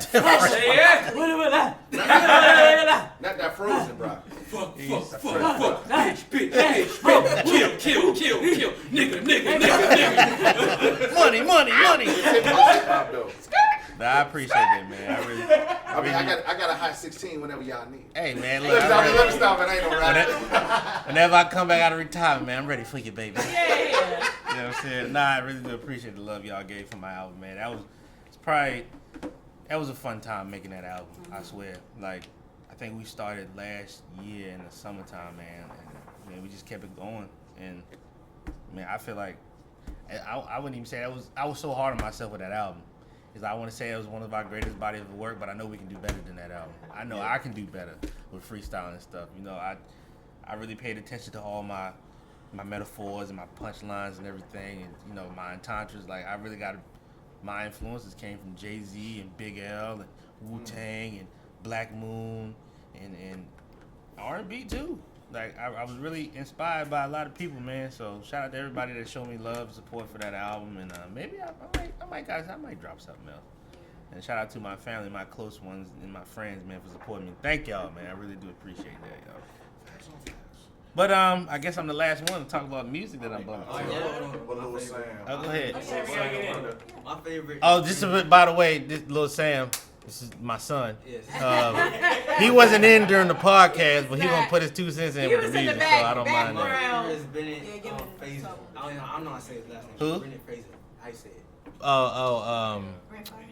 Yeah, Brent Fayez. Yeah, that's my Yeah. favorite. That's my favorite. He got a new song with Drake out, right? Yep. Yeah, it's a really good song. It is too. It's a really good Yeah, that's song. what I'm gonna say. He's my favorite. Yeah, I am. I'm really looking. That's all I'm gonna say. I'm looking really. You know, I'm not. That's all I'm gonna say. I don't get down with a lot of these new artists out here, but I do like some of them rap and by the R&B. way, stream Doja Cat, please. Doja Cat. Planet Her is an amazing album. I gotta listen to it. It's really good. I'm also, I listen to a lot of Lil Kim too for some reason. Lil Kim, You listen to Lil Kim? you got it going Hold on. on, wait. Oh, well, you old enough. You guess you can listen to Lil Kim. Lil Kim. So wait a minute, I have a question. No, go ahead. So the Freemason and Freemason 2 is not on Apple Music. Not Apple Music. It's on. It looks like it's on Amazon. And it's definitely on YouTube. Spotify. It's definitely on YouTube as well. Okay. I had a lot of shit going on with Apple, you know what I'm saying, putting that damn album on there. But it's definitely on YouTube though. Okay. Yeah. I've saved the singles. Thank you. I think my favorite song I did on there was Born to Flex. That was my solo joint on there. Oh, nice. That was really inspired. Once you hear my cadence in the lyrics and stuff, I was really inspired by Jay and Big with that joint. You know, I try to bring that feel back. Right. But you know, like I said, I get down with some of these new artists out here. I really like Don Toliver, like I said in my last episode. I like Brent Fayez. Drake, he's still fucking hot, man. Like, he has never fumbled the ball yet, man. But what I'm bumping to right now, I'm bumping this playlist. Shout out and rest in peace to Andre Harrell. Uptown playlist. A lot of Christopher Williams, Heavy D and the Boys. Who else is on there? Jodeci, Mary J. Blige. I watched the Mary J. Blige documentary. Shout out to my man Solomon and his father, Mr. Drakeford, aka Big Bub, that was in the group today. That's his pops. He had that song, Him or Me. That was, do you want him? You know what I'm saying? His father was in the documentary as well. Yeah, and as far as like my white boy shit, you know what I mean? I'm blasting Primus, Metallica, Hall & Notes, Tears for Fears, Duran. Yeah, man, I just listen to a lot of shit. Also, Smells Like Teen Spirit by Nirvana, yeah. You just figuring out that? Classic. Yeah, Kid Cudi did a performance on SNL wearing a dress. It was very controversial, but a lot of people didn't know that he dedicated that performance to my man. Destiny's actually an acoustic version. Next time we all together, I'll give it to you. There's an acoustic version that Smells Like Teen Spirit. It's a young lady that sings it. It's wonderful. Because I listen to everything, literally everything. Music. I'm the same way, man. Yeah, I love everything. There's something about like Frank Ocean. like good white music. I like a little. And I can't even say white music. I'll say rock, alternative rock. I can't. You know what I'm saying? I'm all over. What's so interesting is like we actually call it white music when like rock was actually invented by black people. Black woman, actually. Black women. So it's basically ours. Yeah. But it was deemed white because white people did it the most. And we got to go. One of the first black rock and roll artists. I'm not gonna tell you her name, but you can research it. But you know she says a lot of vulgar stuff. So. I know her. It's really bad, but it's really good though. It is really bad. I mean, it's stuff that we don't even say today. Yeah, and also Childish Gambino.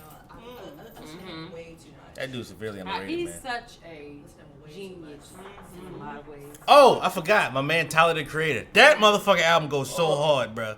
Call Me If You Lost. That album goes so hard, bro. I love that album. I love it. I love it. I like that joint with Boys the Men. Man. I didn't like the period. The joint with Boys the Men and Charlie Murphy. It sounds good. Charlie Yeah. Wilson, Charlie Wilson. Earthquake. Yeah, I love that. was a good album. That. And this one right here is not telling you that. The only song she listened to is the what's the light skinned boy? Bruno Mars. Yeah. And the other boy. The light skin boy. Wow. The wedding singer. Anderson Paak. Yeah, that's all she listened Soul to. Sonic, Silky Sonic Soul, Silk Sonic, Yeah, Silk Sonic. Silky Draws, something. She listened to that song about 100 times a day. It's a good song. It's an excellent song. Yeah, man. But like I said, the next podcast, the next episode I have with this group that y'all hear right now, definitely gonna be about music. We definitely gonna be on different sides, especially with that Michael Jackson and Prince shit. I said Mike. Hey, I'll be here. Damn Yeah, right. let's talk about it. Because I feel like nobody's gonna give Prince his proper. We love Prince. It's great. We love Prince. Keep it for the next episode, you guys. Okay. This is Preem signing out. G, great to have you. Hope we have you again. Be heard. Great to have you, brother. I appreciate you. Love you. Hey, man. Mr. Please Believe, you already know what it Always a is. pleasure. Miss Destiny, I'm glad you came on here. You're so brave in what you did. I really appreciate you coming on here speaking for the young people. My queen, you already know how it is. I love you. We going to the same house, and I'm about to clap them cheeks. Mike, aka Architect, man, I appreciate you coming up here, showing your experience and your expertise and your analytics about the sport of boxing and the art of it. I appreciate you. And Shar, aka Main Event, I appreciate you coming on here too, speaking your mind about everything. You know what I'm saying? And Lord Sammy, even though he came in at the last minute, I appreciate you coming in here talking about what music you like. You know what I'm saying? This, like I said, this podcast is for any and everybody. I don't care who you are. At the end of the day, y'all gonna hear about me in this podcast. I'm gonna be the Hidalgo of this shit. I'm gonna be really major with this shit. Put it feel out me? there, son. You know what I'm saying? So, Throw it out. hope y'all listen to this episode, man. I love everybody, and peace out. Love you. Preem.